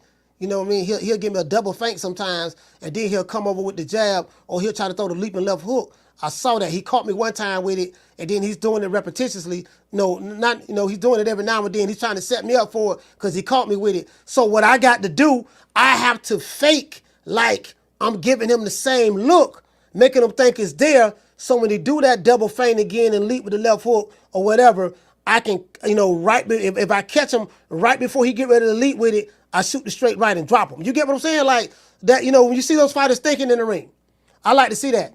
He say, you talking about, yeah, man. What did it say? New Way and Bam dealt with adversity like champs. Yeah, I mean, every champ's here. Hell, some of the best every fighter go through some adversity, and if you haven't went through any, you're going to go through some. You know what I mean?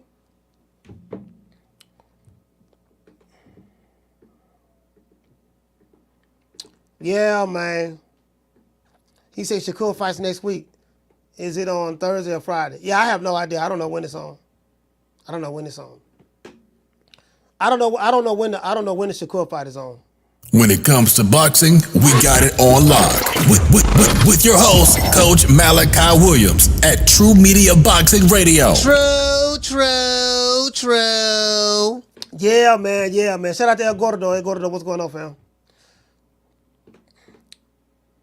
Yeah, he was stopped in the 7th. Jay, what did he say? Wednesday at noon? Talking about Shakur? Nah, man. Shakur ain't no Wednesday at noon. Shakur gonna be, Shakur is gonna be, yeah, man. I remember, man. Yeah, man. I was talking about Hagler earlier. Yeah, doggone Hagler, man. Hagler, my main man Hagler. Yeah, we still finna stop these mofos, man. We ain't finna be playing with them. That's what Hagler say. Carlos, what's your name? Where you calling from? Yeah, my bad, Slim. Let me just say who I think T.O. should fight next. I'm gonna be an outlier on this shit. I think the best fight that suit everybody is Keyshawn Davis. I think he should fight Keyshawn Davis at 140. Keyshawn can barely make 135. Go ahead, go to 140. It kills two birds with one stone. Keyshawn can retire Teofimo, get him off Top Ring hands, and Keyshawn can become a star. That's it. I say Keyshawn Davis because he's not getting the Cruz fight. He's not going to fight Saburo Matias. He's on vacation, and he's not fighting Sandor Martin. And that's it. You dig what I'm telling you? So it's a win-win for everybody. But that's all I got for you, Mo. All right, salute, fam. Kia at 135.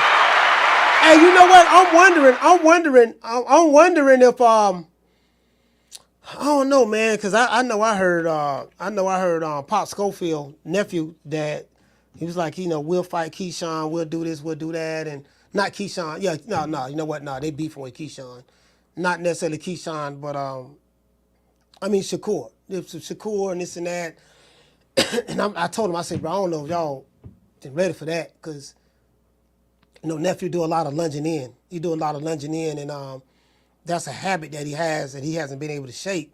So, I'm of the opinion that, something when you do something over and over again, you form a habit, and elite fighters pick up on things like that. And I'm saying he's going to have to stop lunging in and leaping in all the time, just depending on his athleticism, because that's not going to be well. That's why he keep getting cuts and stuff.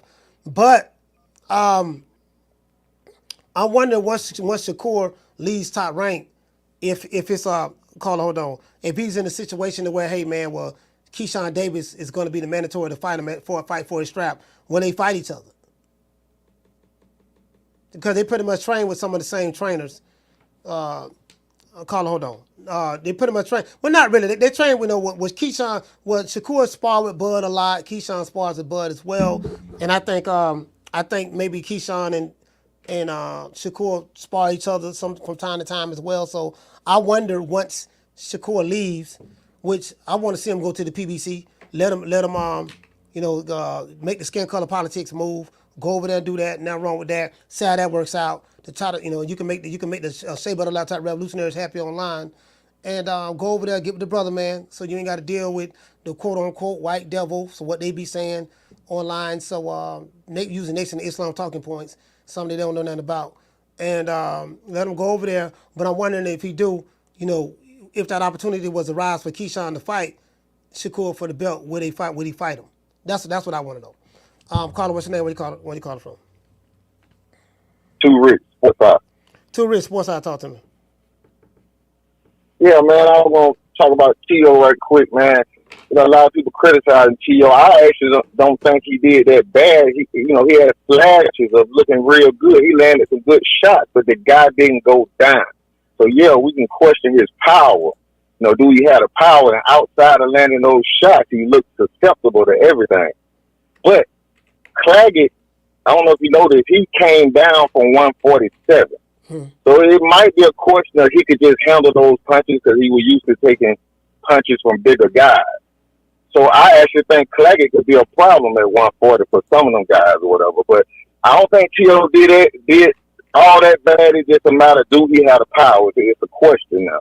As far as Bam, man, that dude's tough, man. That dude's gonna be a problem, man. I heard you say about he had good leverage on his punches. Now, this me saying this, but Bam is a orthodox fighter fighting southpaw, and you can tell because he shoot the left straight, and he shoot uppercuts. That's what you do with your weak arm, and those what we call angles. It's just them shifting the weight to their power side. Yeah. So Lomachenko, Shakir Stevenson, all of them are orthodox fighters fighting southpaw. Whereas you look at Errol Spence, he's going to launch with his left hand because that's his power hand. So, but to me, all these fighters are coming off the Crawford tree, where they're going to be a lot more aggressive. Well, at least Bam, he looked really aggressive, and I think that was just a flash knockdown. I just think he got knocked off his feet, didn't really seem like he was hurt. And, he came and got it done. But another fight I don't know if you really talked about was that Chuck Simpson fight. It was down the street from at the OT Arena in Atlanta. That Lorenzo Chuck Simpson. Yeah, I didn't see it. You know what I'm talking about? Yeah, I know what you're talking about. Yeah, he was his own fight. It was a DAZN fight. It's on DAZN. But, yeah, that was an upset. I think they robbed him. He should have won that fight. It seemed like some politics were going in or whatever, but he didn't look good. He looked like a sparring partner. But he should have won that fight. But like I said, I was definitely impressed with Bam, and I'm willing to give Tio one more shot, man. Because I think that guy was just durable because he was coming from 147. Okay, well, it could have been the opposite. It could have been maybe they could have said he could have been weight drained to come down and make that fight as well. So. Yeah, true that. Yeah. And he looked game. I mean, Claggett looked good to me. I had to fight closer than everybody. I don't think Tio won every round. Yeah. I think that fight was closer than they said it was personally. Yeah, man. Doggone. That's all I got. All right, salute, fam. Shout out to Too Rich, man. I think what it was on Too Rich. I think what it was, fam, was it was people's expectations. Shout out to Stephen X. Shout out to Pauline. Shout out to Dale. What's going on, fam? Stephen 47. Shout out to you. Nah, G5 salute. I think what it is people, because a lot of people don't know who Steve Claggett is. They know who Teofimo is. So automatically, because you don't know who the guy is, they dismiss him. Oh, this somebody Tio should knock out. Tio should better knock this guy out. Now me, I've seen this guy fight before, and I'm like, man, this dude's style tailor-made for Tio. I had Tio knocking this guy out myself. You get what I'm saying? And, Tio landed the shots that I heard that he landed. I'm like, man, this dude, his style is just tailor-made for Tio. But, as you guys say, he was able to take that shot. He was able to take Tio's shots. He was able to take his shots. He ate them. You get what I'm saying? I will say I'm surprised that Tio didn't knock him down. At least he didn't even score a knockdown. I am surprised about that. I'm surprised that he didn't stop him. but I'm damn so surprised that he didn't knock him down. You know what I mean? Because I remember when Steve Claggett fought Machado. Machado? He fought Machado. Who else he fought? Damn. Who else he fought? I think he fought fighter by the name of Sanchez. Carlos Sanchez. He fought him. Carlos Sanchez. I seen like a few of his fights. I'm like, man, you know what, man? T.O. should, stylistically, T.O. should be able to do what he want to do with him, but it is what it is. But what you say, Weedy? You say T.O. pillow fisted at 140? I still say, you know what? I still say that the fight to make is Teofimo and Devin Haney. I still say that's the fight to make. Teofimo and Devin Haney. He said, Coach, who has more power at 140, T.O. or Devin? I mean, I don't know. I mean, neither one of them knocked anyone out at 140, right?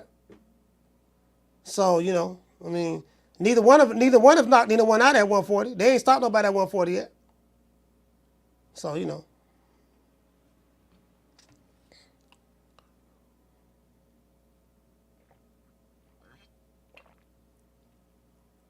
I think T.O. probably stopped one. No, you know what? No. T.O. stopped this first guy. Who the dude he fought?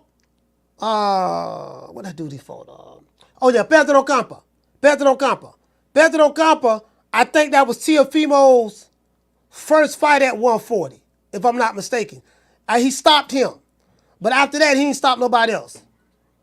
He ain't stopped nobody else after that. So I don't know. Maybe you could say T.O. still got more power. T.O. still got more power, probably more so than the Devin Haney or whatever. Maybe you could say that. Shout out to Bruce Gas. Bruce Gas, what's going on, fam? Yeah, man. Yeah, but that's about it. I think that was his only time. Bruce Gas in the building. 4:39. Oh, okay, my bad. You know what I mean? So, it is what it is. So we'll see. We'll see exactly what happens next at 140. 140. You know what? 140 is like any given Sunday. When football. When you play a football team, they say any given Sunday you could be a team in football that's real good, and you playing a team with a sorry record, but that team is clicking on all cylinders that day. That team came to play. Like my team, Tampa Bay Buccaneers, right? I love the Bucs. I used to be in the concession stand, working in the concession stand in the 80s when they used to wear paper bags over their head. The Tampa Bay Buccaneers fans used to wear paper bags over our head because we suck. We had the creamsicle, colors, the orange creamsicle colors, which I still have. I wear that right now to this day. The orange creamsicle colors and stuff like that. Man, bro, but when we played a certain team, we gave them hell, boy. Like we played Dallas Cowboys or somebody, or we play it was somebody the Cowboys. Carla, hold on. It was somebody the Cowboys. We'll play the Cowboys tough, motherfucker be like, God damn, the Cowboys would beat us, of course, but it was just certain teams that we would play tough. Like we was trash at the time, but boy, when we run across y'all, they like, man, how come? Listen, you just got blown out last week by Pork Chop Willie. Then as soon as I step on the field, you want to give me I got to go into double and triple overtime to beat you. You get what I'm saying? Well, I got to go into double and triple overtime to beat you. When you fought Pork Chop Willie last week, he just ran through you. Sometimes it be like that, fam. Carla, what's your name? Where you calling from? Man, you already know. It's inevitable. D-Block, D-Town, D-City, D-Ville, Baltimore. D-Block, talk to me. Man, that fight was magical. That fight gave you everything. The young bull coming in against the old savvy veteran. A lot of people said their Estrada didn't have a chance. Well, guess what? They were right. But at the end of the day, you already saw Estrada's will. And, he pure 100% Mexican. He made it a tough fight for Bam. And nothing but appreciation for the U.S. And Mexico combination. Bam did his thing last night, and he deserves to be the top 5 pound-for-pound fighter of the world. Yeah. He deserves it. Not Tank Davis, ranked 7. Put that fool out of the ranking. He don't deserve to be out of. My bad, Coach. My bad. I just know it, Coach. Go ahead, Coach. What you got to say with that? No. Go ahead. No. I was agreeing with you. In my opinion, he's top 5. But the boxing cry. Yeah. You can't. See what I mean? I'm glad you agree with me with Tank Davis. Coach, that guy does not even belong in the top 12 pound-for-pound fighters in the world. That guy needs to really focus on himself to fight the best of the best. 135 division, Ring Magazine, WBA Super Championship, IBF, Lomachenko, one of the great ones that's going to come out. Hall of Fame made already. Coach, Tank Davis needs to prove himself. And those pay-per-view numbers definitely showed you that the people are done. We ain't picked my back, Coach. We got to talk about that. I got to do a show on that, on those pay-per-view numbers, because I heard Rick Glazer say it did less than 150,000, which I knew. I say, man, I said this fight gonna go. This fight it ain't gonna sell. He's fighting Frank Martin. You know what I mean? So you got Frank Martin. They try to bill him as a slick black fighter, but he's not a slick black. He's a black fighter, but he's not a slick fighter. But he's not a draw at all. So he can't draw flies. He can't draw flies to shit. So I mean, again, ain't nobody gonna be paying no $90 to see Tank fight doggone Frank the Ghost Martin. You know what I mean? Like, no one's gonna see Tank. No one's gonna see that. Pay to see that. Yeah, can you hear me, Coach? Yeah, I can.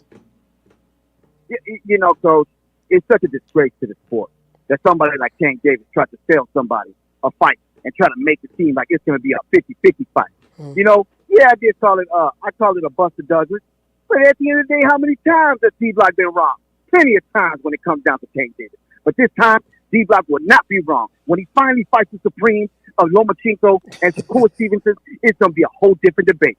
Coach, you already know this. What you got to say with this?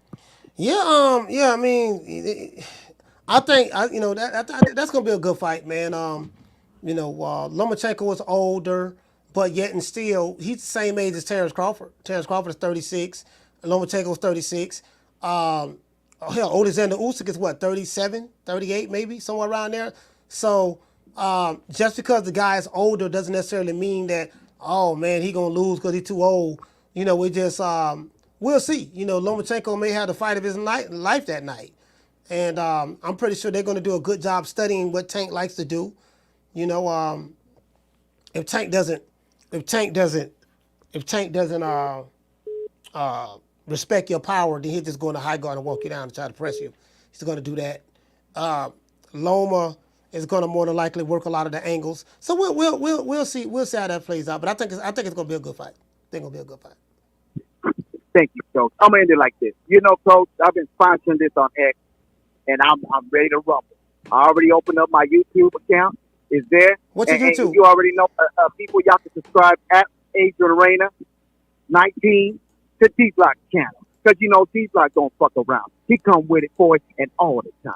My brother, I appreciate you for all the help you've done for me, and I appreciate you always showing love and support. Drop the link in the chat, D-Block, so I can subscribe. I don't know if I'm subscribed or not. Yeah. I will, Coach. My brothers and my sisters, it's Sunday, and I heard the deacon ain't even in church. He out there getting drunk with everybody else. You know what I mean? Coach, hit the damn song. My people, I love it. We got more young fighters going for it. They ain't afraid and scared. Now, Baltimore, wake the fuck up and know that Tank Davis is scared. It's never. D-Block, D-Town, D-City, D-Ville, Baltimore. Woo! Shout out to D-Block.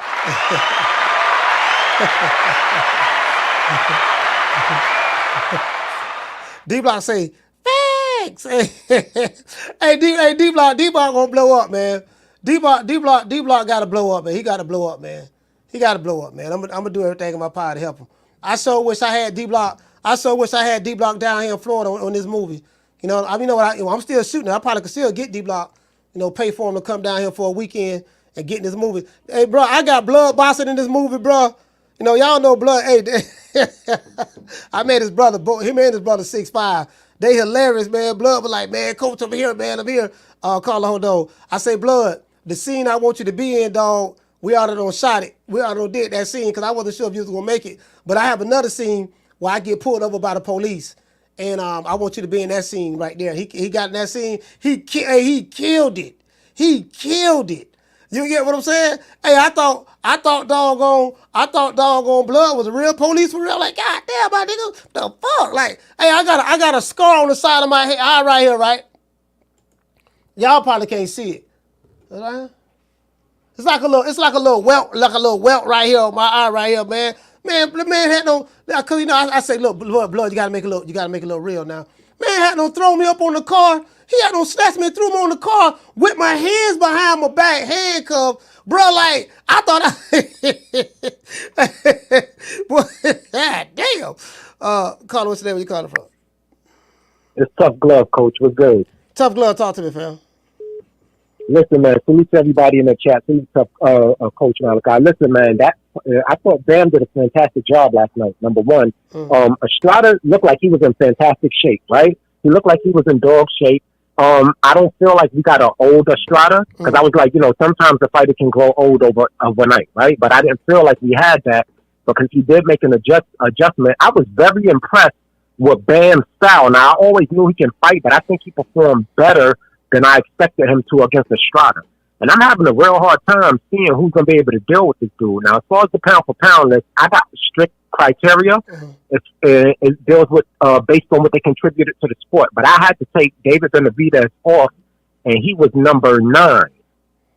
He was number 9 on my pound-for-pound list, and I put Bam there and just took David Benavidez off. I think that's fair right now. I think he's going to move up, right, as time, goes forward. But right now, he's on his way.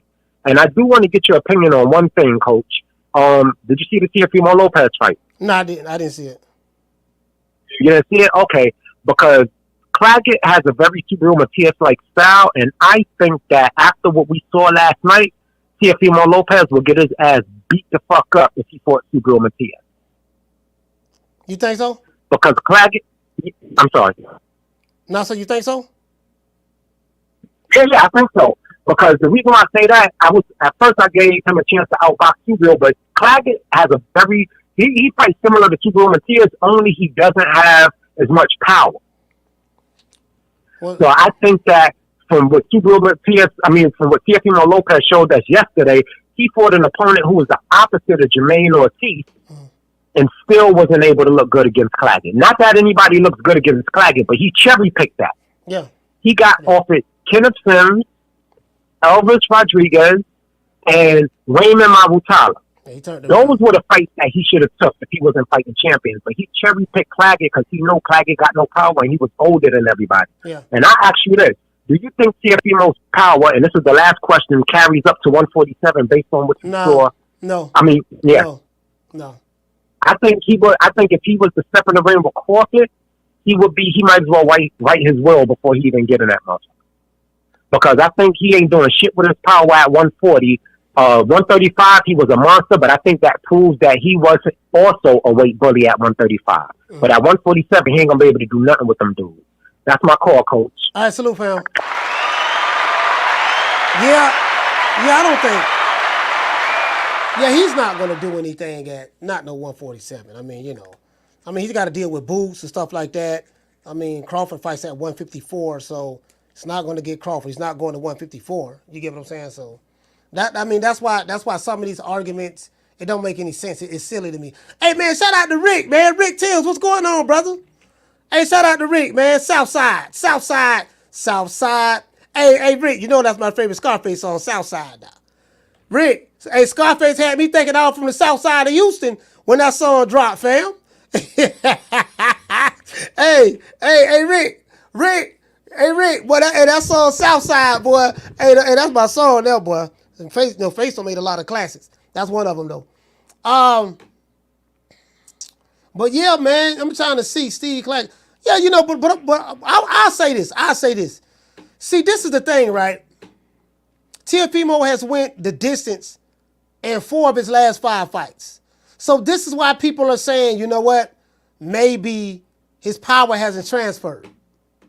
His power hasn't transferred because he's went the distance in 4 of his last 5 fights. You get what I'm saying? So, He say, Jesus say, Coach, T.O. don't beat Stanionis, Norman, or Ennis. Yeah, Norman and Ennis is going to be an issue. Now, it doesn't mean I don't want to see it, but I don't think that T.O. would move up to fight those guys. You know, those, you know what I mean? I don't think he'll, you know, not at this juncture, not right now. You know, he's calling Crawford out, but I don't even think he's serious about that. Because, you know, like, come on. You get what I'm saying? I don't think he's serious about that. But if he is serious, move up to 154. Fuck it. And what you say, fam? G5, you say it's like you always say, Coach, these dudes need to fight closer to their walk-around weight. Yeah, absolutely. The reason why he has to walk, it'll be better for these guys to fight around their walk-around weight is because it'll be easier for them. They won't be drained. Like one thing I do like about what Tank Davis does, Tank, he like when he fought Frank Martin, Tank came in at 133. Like he walks around, you know, he doesn't let his weight get out of whack like he used to. Back when he used to hanging out with Errol Spence and the Charlos and Spencer, the Charlos, Adrian Broner, Robert Easter, they used to be all of them used to drink together. I got videos of all of them hanging out, all they drunk, doing interviews in the hallway of a fight, of a stadium or whatever, an arena. They drunk, the party boys. That's what Tank used to blow up. He used to look all fat in between fights. You notice he doesn't look like that anymore. He keeps his weight down. Lomachenko don't get overweight. Like Lomachenko, pretty much, he's fighting at 135. That's pretty much damn near his walk around weight.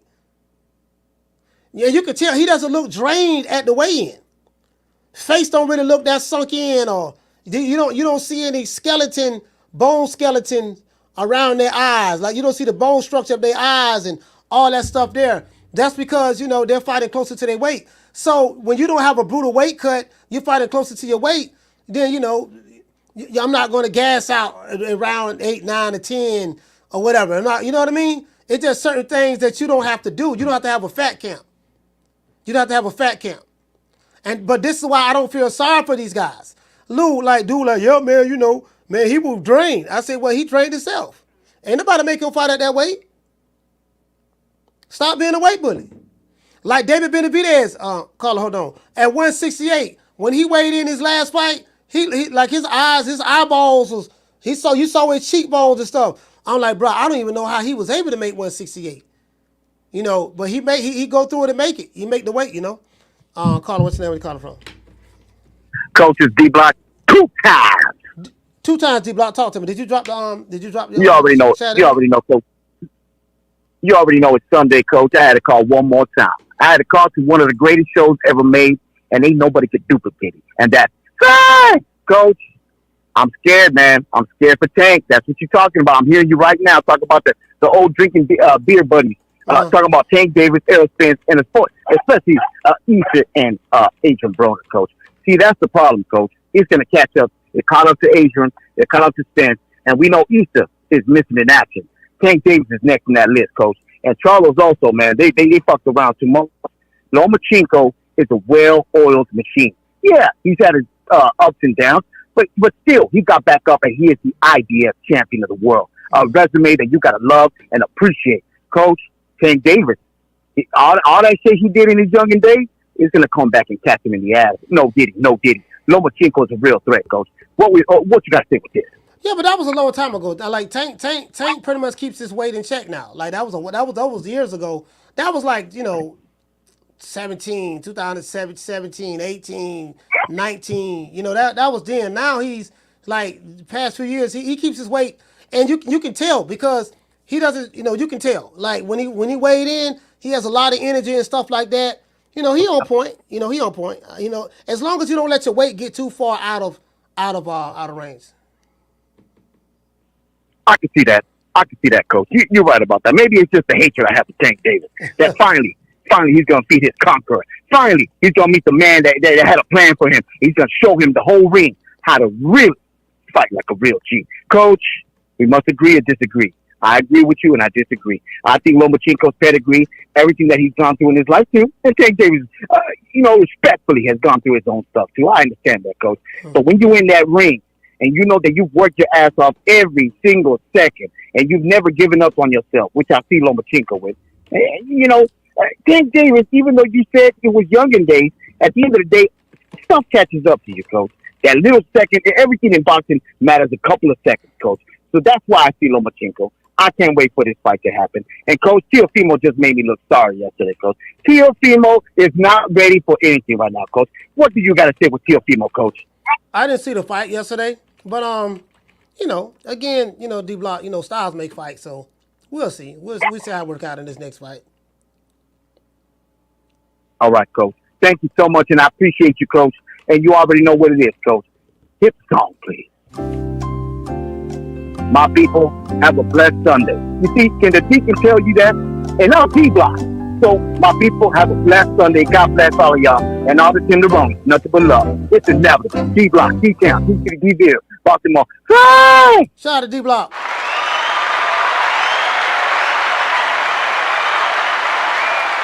You know, you can find D-Block on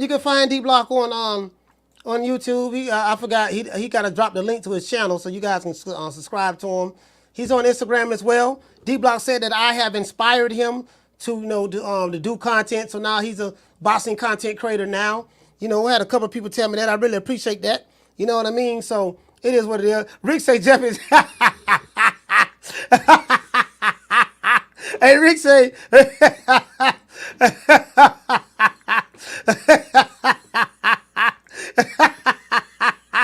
Hey out there, Rick. Hey, Rick. Hey, Rick. Rick, what? Rick said, hey, man, look, man, forget all that. What you want to do? Rick ain't with all that. Rick ain't with all that tall wrestling. Rick like, look, man, I ain't with all that tall wrestling, man. What you want to do? Hey, Rick say, look here, man, I ain't with all that lip wrestling, man. You know, going back and forth. What you want to do? Old pussy ass nigga, what's going on, boy? I'm telling you, boy, I'm knock your fuck ass out, boy. Blow for blow, pound for pound, nigga. I got the title, nigga. I'm telling you, boy, for the knock one of you what kind of niggas out. Nigga, I got these hands, nigga. I'm throwing them paws at the nigga for the knock your ass down again, nigga. Get your ass back up, nigga. Don't run, nigga. Don't run, nigga. I'm telling you, boy, I want all the smoke, nigga. I'm throwing them paws, nigga. I'm putting them hands on you, nigga. I told you what I'm gonna do to you, nigga. Catch you with the check left hook, nigga. Check left hook, nigga. I told you, boy, pound for pound, nigga. I'm the best. This more action than any Devin Haney fight. Put these paws on you, nigga. I told you, I got your back up, nigga. I got your back up. Nigga, watch that check left foot, knock your ass down again, nigga. I'm telling you, boy, it is what it is, nigga. I'm gonna make it do what it do. I'm telling you, boy, we ain't even playing over here, boy. That's that me laughing. Hey, well, D-Block went high. D-Block went to the witness protection program for about 2 weeks. Like, goddamn, what D-Block got? I ain't seen him. He got ran off the block. No, I just messing around. D-Block will be like, hey, D-Block, I don't want to get you started, fam. I'm just messing around with you.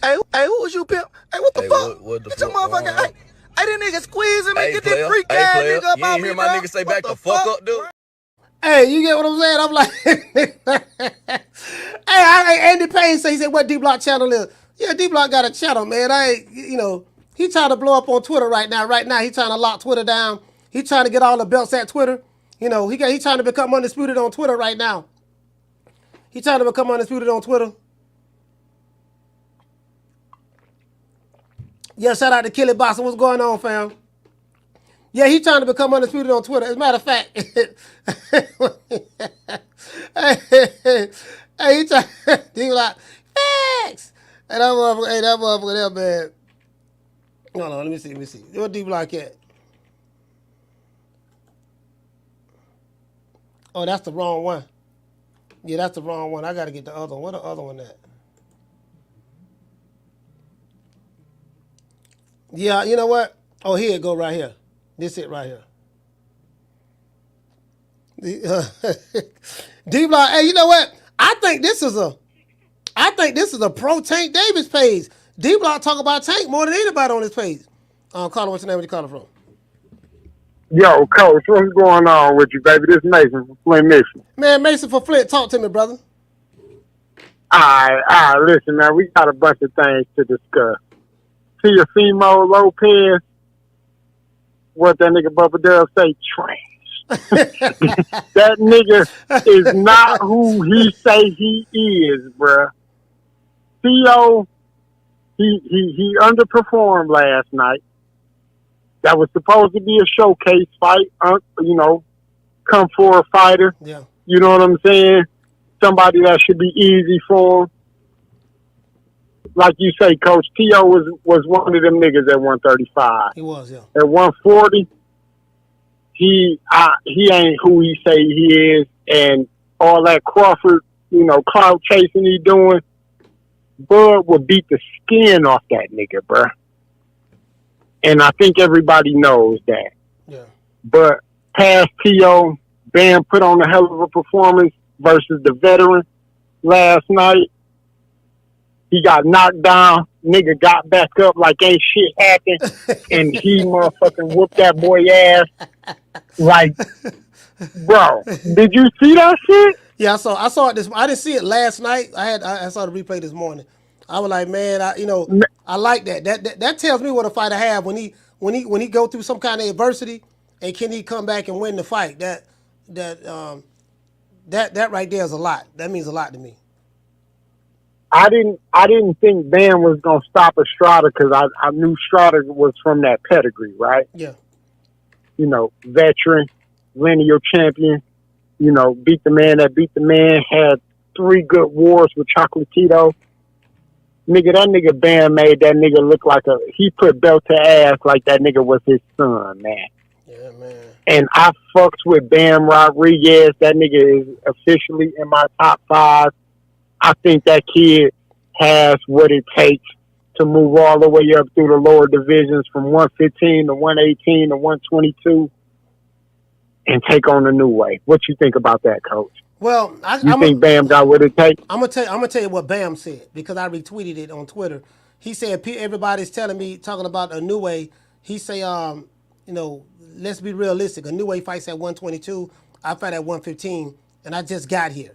I got business because you got another Japanese monster right there, Ioka. He got Ioka right there that got the WBA. That's true. Yeah, so he got to fight. He's trying to unify with Ioka. So it looks like Bam trying to collect all the belts. He's trying to become undisputed there. So he said, I got to take care of business here. You know, I can't be looking at nobody 2 divisions ahead of me. I got to take care of business where I'm at. So that's what Bam said. Okay. Oh, and I respect that. Just like Crawford with the, you know, the slow, you know, 47, 54, 60, 68. I can respect that. You know, nigga, you know, gradually moving up versus just making huge weight jumps for the money. I put a lot of respect on Bam's name. I fucks with that kid, man. For a Mexican, that nigga got footwork like I've never seen for a Mexican fighter. And the way that nigga get in, get out, you know, I ain't seen footwork like that since Lomachenko came in the game. And that's my call, Coach. I ain't gonna filibuster and hold up the line too much. All right, salute. But shout out to Mason, man. Please stand up, man. Salute, fam. My nigga, appreciate it. Yeah. I mean, I won't compare Bam footwork to Lomachenko. What I will say is this here: he has very, very good balance. He's a mid-range to pocket fighter. He can fight in that pocket. And he doesn't panic when he's in the pocket. Mid-range to inside fighter. And as a matter of fact, when he landed the left hook that stopped Estrada, they was actually inside a 50-50 exchange.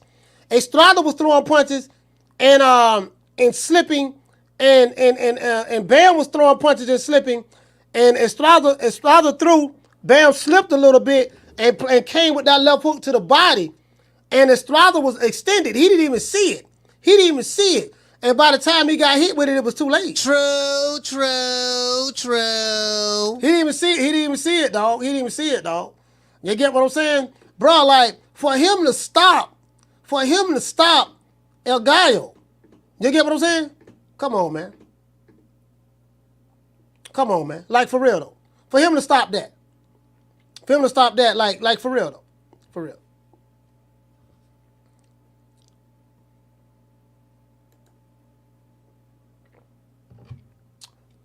Shout out to Andy Payne. Andy, what's going on, fam? Dr. Paul is in the building. Inevitable D Block. You say somebody throw Troy the garbage can to keep it moving. Who is troll? Who y'all talking about? Oh, well, we got a troll.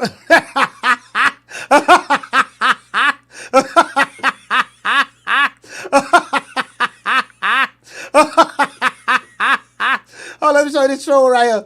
Hey, this is a troll right here. Oh, Trey. Hold on. Let me let y'all see something. I know my trolls very well. This is somebody that probably got blocked out of another channel. He started the channel February 17th, 2024. Boy, this is a new account. He over there trying to get some attention. Oh, look at him. Him trying to get attention. All right, I gave some shine, baby boy. I gave some shine. You wanted some shine? I just gave some shine now. All right, go ahead on now. Just go ahead on. Even don't start it. Hey, these goddamn trolls. What he nigga just started the channel. Hey, it's the same person. It's the same, but they be coming over here like they somebody different. Boy.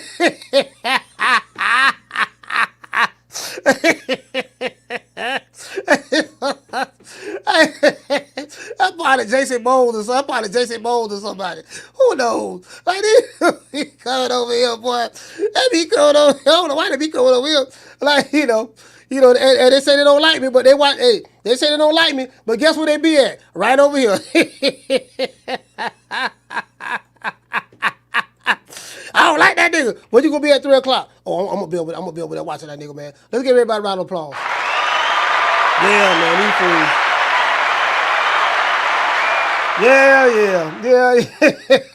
yeah. Dude be coming over here. They need to cut it out, man. Hey, man, let's give everybody who called the show a shout out, man. Shout out to where I'm at. Shout out to Corey from Texas. Hey, okay. Shout out to Ron Boy Fresh, DC 2 times. Hey, okay. Jamie from New York. Hey, okay. Country from Sacktown. Hey, okay. Shout out to John from Boise. Hey, okay. Leo from H-Town. Hey, okay. Shout out to Don from GA. Hey, okay. Shout out to Too Rich, salute fam. Hey, okay. D-Block from Dallas 2 times. Hey, okay. Tough Glove Boston from New York. Hey, okay. And shout out to Mason for Flint. Hey, okay. Let's give everybody a round of applause.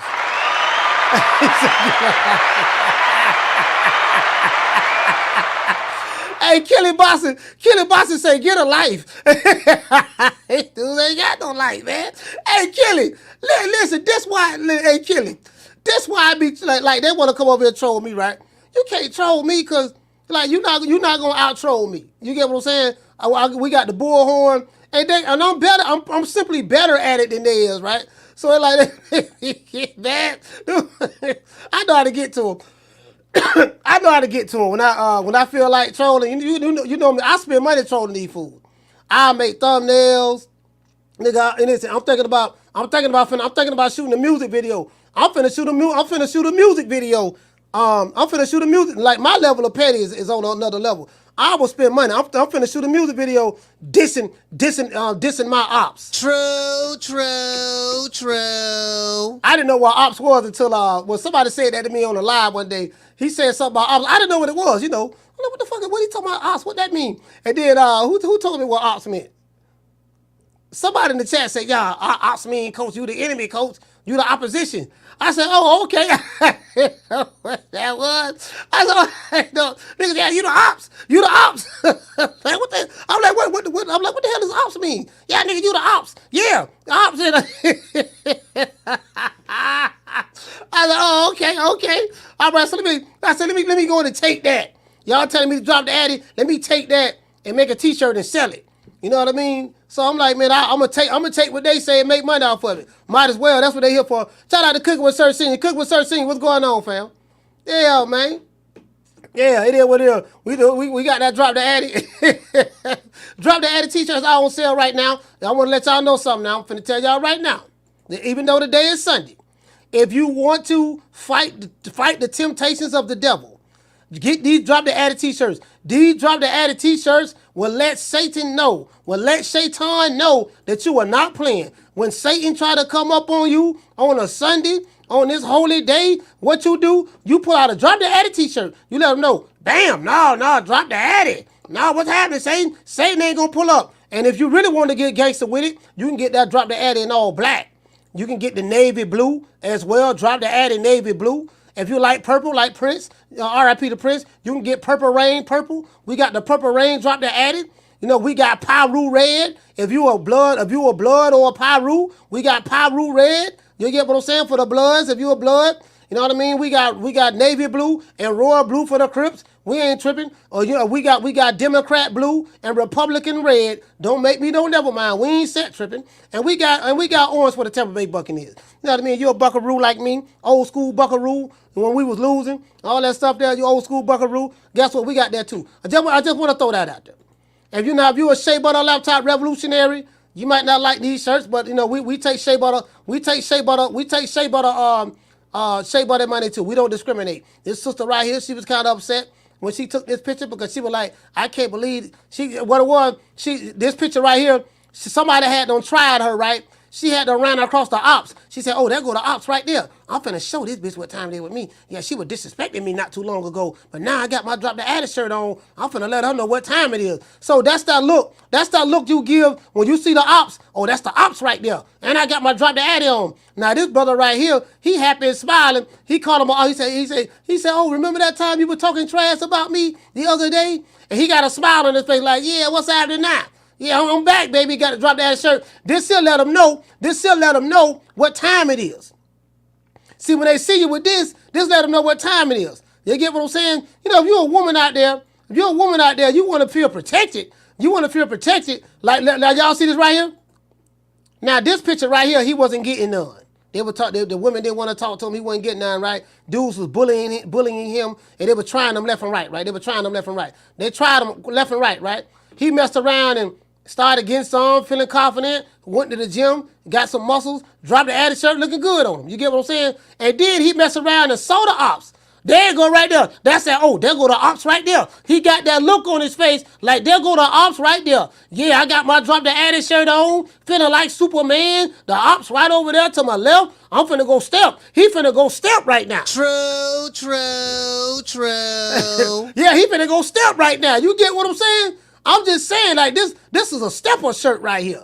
When you put Drop the Addict on, that's like Superman. Not like cause Superman got the S on his chest, like Clark Kent. When Clark Kent turned into Superman, he got the S on his chest. Just imagine walking down the street with Drop the Addict on your chest. True. You get what I'm saying? Just imagine that. Who you think he is? DJ Quick? No, I ain't saying Kid Capri? I didn't say that. Oh, you must be Jimmy Walker. You ain't nothing. You don't deserve nothing. You don't get nothing. You get what I give you. I got a contract between me and you that say you do what I tell you to do. Therefore, shut the fuck. Don't say nothing. Don't speak to me. Don't look at me. I tell you something. Money. I just said. Blue, if I raise up, gonna be trouble. Trouble. I'm walking off. Yeah, we just gotta let them know. You get what I'm saying? We gotta let them know, man. That's what it is. Shout out to everybody in the chat, man. Shout out to shout out to you know what? Where my main man AB at? Because we gotta let, just like AB say, we even on a Sunday, we did this for the hood. I want to thank the whole hood who came out here. I love y'all. I did this for the hood. Y'all know I beat that boy. And actually, we did it for the hood too. We shot a scene in the hood yesterday, 2 hoods yesterday. You get what I'm saying? We got another hood we going to next weekend, right in the project, shooting another scene. You know what I mean? Because we do this for the people, by the people, of the people. Like I'm really about the people. I'm really about the people where I'm from. So you know what I mean? That's how I get out. I had to let my facial hair grow out a little bit for that scene, so I'm gonna have to shape up on my next one. You know what I mean? But we do this. We do this. We ain't doing all that goddamn complaining and Shea Butter laptop revolutionaries and all that yelling. We ain't doing none of that, dog. We putting the work in. We putting the work in out there, man. All that Shea Butter shit. Ain't nobody trying to hear all that. Ain't nobody trying to hear all you fake laptop revolutionary. Ain't nobody trying to hear you niggas on that. Make it last. Make it last forever. Don't let our love be.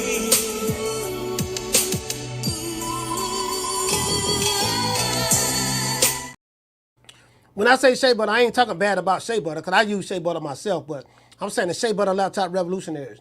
Like these all this useless information. Nigga be talking about useless information all goddamn day. I ain't trying to hear none of that shit you talking about, nigga. You ain't got no money in your pocket, you broke. And you ain't attacking nobody who don't look like you. So shut the fuck up. True. Shit, nigga be online threatening niggas all goddamn day. Nigga go out there and mess with. As a matter of fact, it is what it is, right?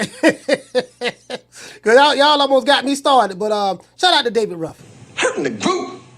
I'm the best thing ever happened to this damn group. Nobody's bigger than the group. Y'all ain't stupid. I'm the one selling the records.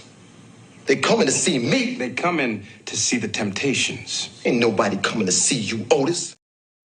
I asked the same question. I hear all this shit you saying. What are you gonna do about it? Oh yeah, man. You see what they doing? And this dude over here, he cool and he this, he that, and yada yada yada yada. Yeah, we got. Yeah, we ain't sticking to this, we ain't sticking to that. I said, okay, what are you gonna do about it? See, when it's time for action, they never around. They don't want it. They don't want no action. Okay, if they doing A, B, C, and D to you, and you feel this way about this cool and that, what are you gonna do about it, sir?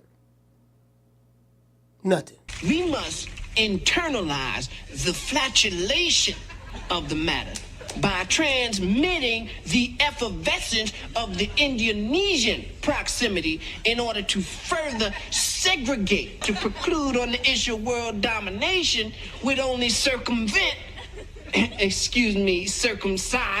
the revelation that reflects the aphrodisiac symptoms which now perpetrates the Jericho's activation. It ain't gonna never be no action now. It's gonna be, hold on now, nigga. They gonna making excuses. They always make excuses. Nigga, when my name come up, respect it. Let's go. Stop playing with my fucking name. I'll drill y'all. Stop playing with my name. I ain't gonna say it no more. Put some respect on my name. Yeah. You get what I'm saying? Don't ever forget, when I found you, you was strung out on coke. When I found you, you was like a big house, contemplating about killing yourself. So don't you ever forget who brought you to Big Time Box. I drugged you back. I brought you back. I provided food and put food on your table for your family to eat. And I'm doing it for the second time. So don't you ever forget that. Yeah. After he went down to, I'm going to stand over his body like Ali did Sonny Liston in 65. Oh, you going to stand over his body, huh? That what you going to do? Yeah. Well, I guess I got to be like everybody else and think, Al Heyman, I can quit my job now, baby. 6 figures, baby. You feel me? But a name. Do you have a name? Oh, nah, I ain't got no name, Name them names, man. They know who they is. Name them names, please. The names need to be named. They know who they is. The Mexican monster. Yes, sir. You know what it is. Now, I am the #1 contender. I'm tired of James the Poodle, Grim Reaper, whatever you want to call himself, ducking me. All right, I'm tired of man driving around town and 8 Rolls Royces. He ain't fought nobody. I'm still in a bro hand. If you sit there watching the show, hate watching, don't want to hit that like button, Riley, get him. Look, fuck you. Fuck the plane you flew in on. Fuck them shoes. Fuck the socks with the bell on it. Fuck them cheap-ass cigars. Fuck your yuck mouth teeth. Fuck your hairpiece. Fuck your chocolate. Fuck Guy Ritchie. Fuck Prince William. Fuck the Queen. This is America. My president is black and my Lambo is blue, nigga. Now get the fuck out of my hotel room. And if I see you in the street, I'm slapping the shit out of you. Yes, sir. We don't do no arguing. You wanna argue? I can't argue with you. You mad. Look at you. You mad. I don't get paid to argue with you. Who is you? You ain't nobody. Yeah, man. Shout out to Rick. Rick, what you say, Rick? Rick say somebody need to put out an ATP on good old Johnny Rice. Man, hey, Rick, come on, fam. Rick, you know what you gotta do? You gotta follow. Hey, Rick, go follow Johnny Rice on Instagram, right? The man shooting videos in his uniform. Hey, Rick, he top flight security now. Johnny Rice top flight security, man. I think he done with boxing, fam. Hey, Rick, I think he done with boxing, bro. I think he done with boxing, fam. Like, for real, though. You ever got to put APB out on him? But hey, I think he done, bro. I was trying to get him on, but I don't know, man. You know what I mean? I'm going to say, Johnny, you told me when you was on the show that your dream was to become a world champion one day, brother. Brother, what are you doing to work towards your dream of becoming a world champion? What are you doing? Like, we gotta try to get, hey Rick, we gotta try to get Johnny Rice some kind of belt. I remember King Kong Ortiz, he had the WBA Continental belt. He had he had a WBC Continental belt. He had a WBA Fidelity belt. I call it the Fetty Wap belt. No, he had a WBC FE Carbox belt. And then he had a King Kong Ortiz had like 10 belts. He had like 10 belts, bro. Like he had a WBO, WBC, Latino heavyweight titles. He had there was all WBA, WBC though. He had the WBC FE Carbox belt. He had the WBA Fidelity belt. He had, man, King Kong Ortiz, that man had about 20 belts, man. True. I know we can at least get Johnny Rice one of them belts. You get what I'm saying? I know we can get Johnny Rice. You ain't never had a belt, dog. Like what we got to do, fam, we got to try to get you something. You know, I don't care what it is. Like, the ends justify the means. You get what I'm saying? We got to try to get you something, dog. Like, you know, whatever it takes, we got to try to get you some kind of belt, fam. You know, get you off of top flight security. You know, I mean, listen, I don't even think they gave Johnny a gun. I mean, he a big dude. Not that he need it, but at least get a man some fire. You know what I mean? Because how people going to take you serious? You ain't got no gun. Hey. Yeah. Ooh, that look good. How much fun?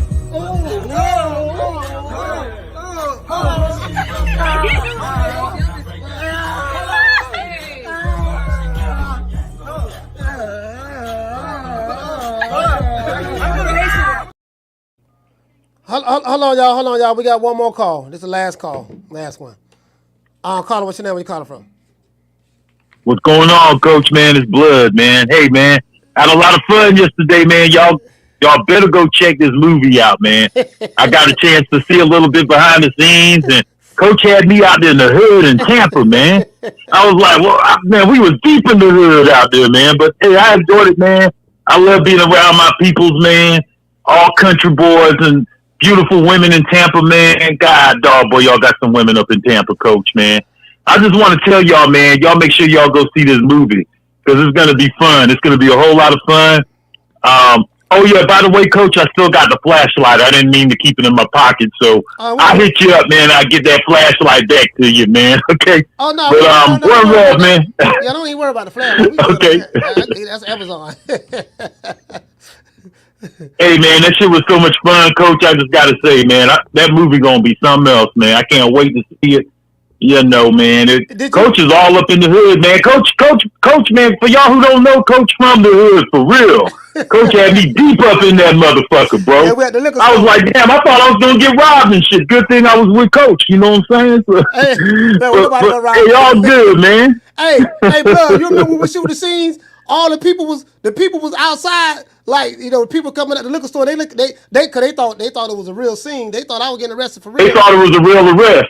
People walking by. And when they found out it was a movie, I heard somebody say, "Why can't I be in the movie? This our hood over here. Why can't I be in it too?" Yeah, man. So people started walking around, man. They thought this shit was legit, bro. I was like, damn. Yeah. Hey, I don't want to give the movie away though, so I ain't gonna say nothing else though. All right. But man, I just wanted to call you and thank you for letting me be part of that, man, because I enjoyed that. Man, I appreciate One love to you, Coach. How about salute, fam? Blood. All right. Salute. All right. Yeah, man. Hey, blood. Yeah, we over there in the projects. Well, by the projects, right down the street from the projects, actually at the liquor store.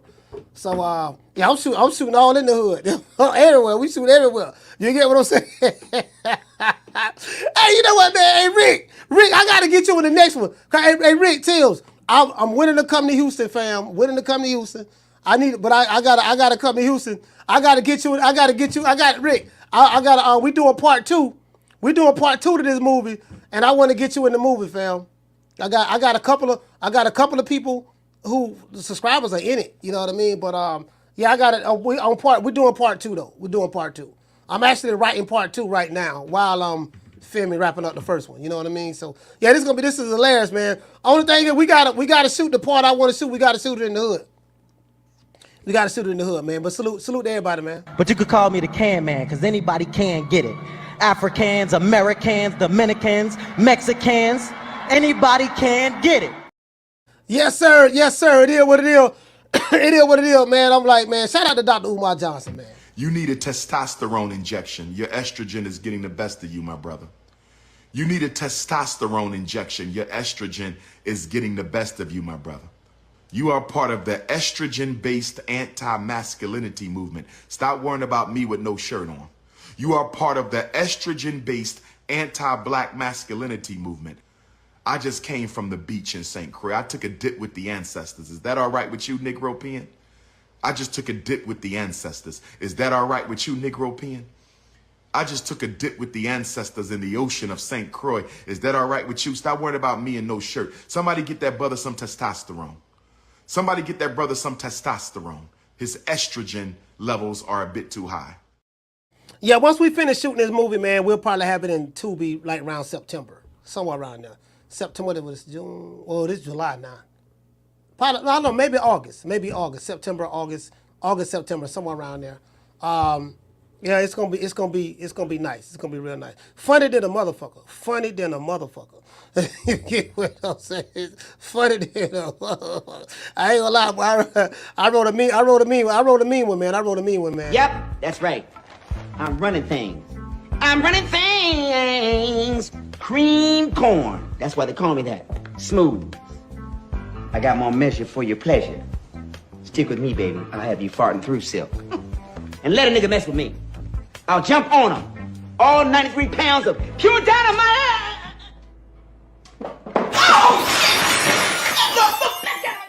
Yeah, man, it is what it is, man. Let's give a shout out to everybody in the chat, man. Shout out to my brother Rick Timms, man. Hey, okay. Shout out to 12s. Hey, okay. 12 threes. He said 12 threes.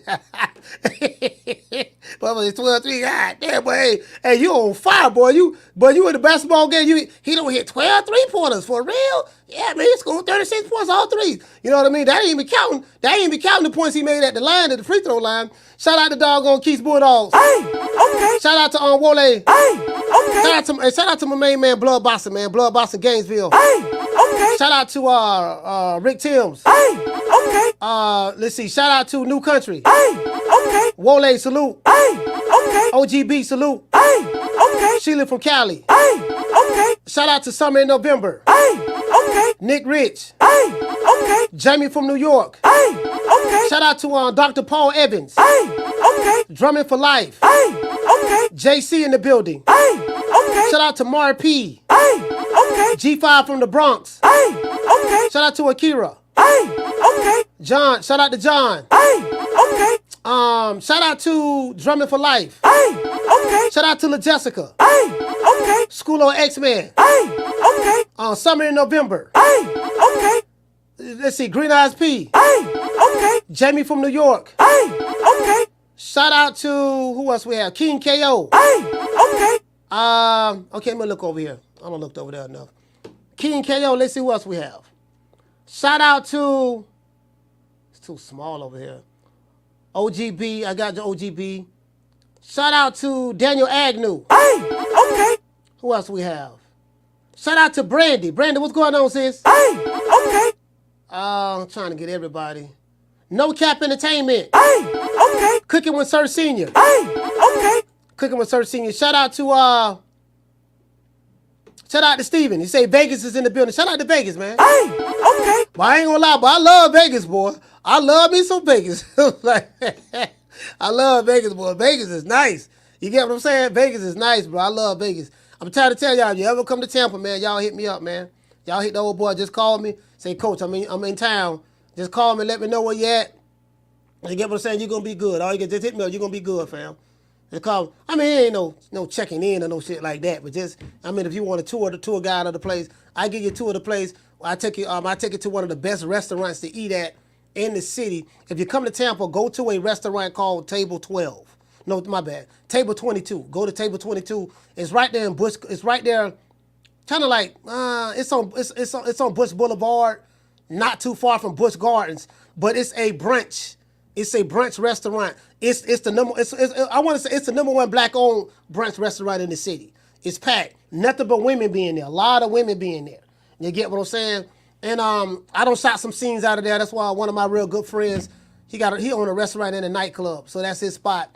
And it's nice, very professional. Music is, you got a DJ in there. It's clean. Food very, very good. Muy sabroso. Playing live music, anything. It ain't no jitterbugs in there neither. They know everybody in there that come in there, they like 35 and up. No, they like between, I'll probably say 32 and up, about 32 and up. It ain't no fighting up there. Got armed security up there. Armed security is up there. You get what I'm saying? Just in case, you got to have that at Tampa, because Tampa's a very violent city. But you got armed security up there. DJ, it's nice, bro. It ain't gonna be nothing. And they don't. And it's a different kind of crowd. It's a crowd that doesn't attract none of that crazy stuff. You get what I'm saying? So it is what it is, man. Shout out to everybody. Shout out to everybody in the chat. Y'all know what time it is.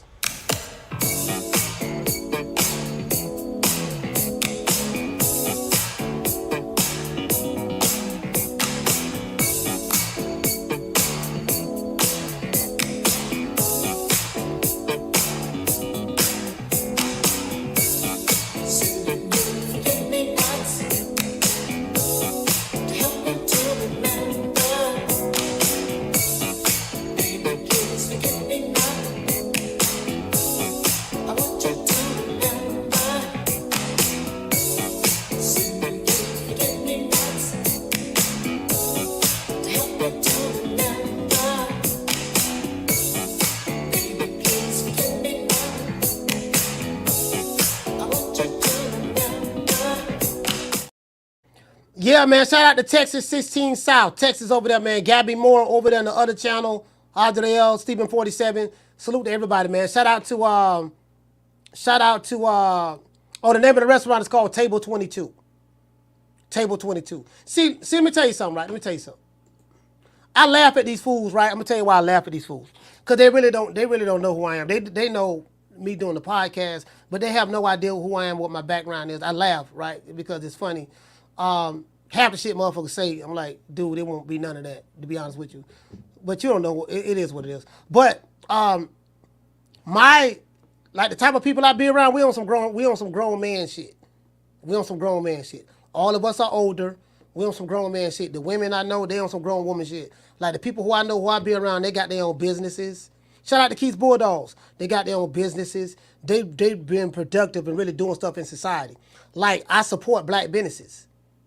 I support other businesses as well, but like these dudes who say they own that, like I really do that shit. Like I'm really doing that. Like I got people who subscribe to me right now who saw me, who been with me in the streets, and they'll tell you, this dude, Coach really own that. We go here to eat at this restaurant. He spend money with this group right here, that right. Like he really doing that. You get what I'm saying? Like I'm really doing it. I ain't laptop revolutionary and sending empty threats and all that. I ain't doing none of that. You get what I'm saying? I'm like, no, dog, this is what I'm doing right here. And I got a nonprofit I'm starting as well. A nonprofit that I'm starting as well. Like I'm really doing this shit. These motherfuckers just be talking. They just be talking. You know what I mean? So it is what it is. But salute to everybody, man. Y'all know what time it is, man. Shout out to Keith's Bulldogs. Shout out to Sheila from Cali, OGB, New Country, G5 from the Bronx, Wole, Marp, Texas 16 South, Gabby Moore, and I think I'm seeing the same name. Some in November. Shout out to Rick Timms. Shout out to my main man, Rick Timms. Shout out to my main man, Rick Timms. You get what I'm saying? Shout out to Rick Timms. I'm really doing this shit. Like really, and I got witnesses. They'll tell you, that nigga, they'll be like, coach, he doing that shit. He ain't just talking. One thing about me, fam, if I say I'm gonna do something, you're gonna find me doing that. That's the type of dude I am. If I tell you I'm gonna do something, next time you see me, you will find me doing what I told you I was going to do. Because the gift that God gave me is one thing. He gave me the gift of being an action taker. I'm an action taker. Y'all laugh, kiki, whatever, but when it's time for that action, we gonna do that shit. For real. because I come from an era where your word is your bond. If you say you're gonna do something, you have to do that. I can't even live with myself if I say I'm gonna do something and I don't do it. It's gonna be eating my conscience up. Like, damn, man, you said you're gonna do it, you ain't do this, you gotta do that. You get what I'm saying?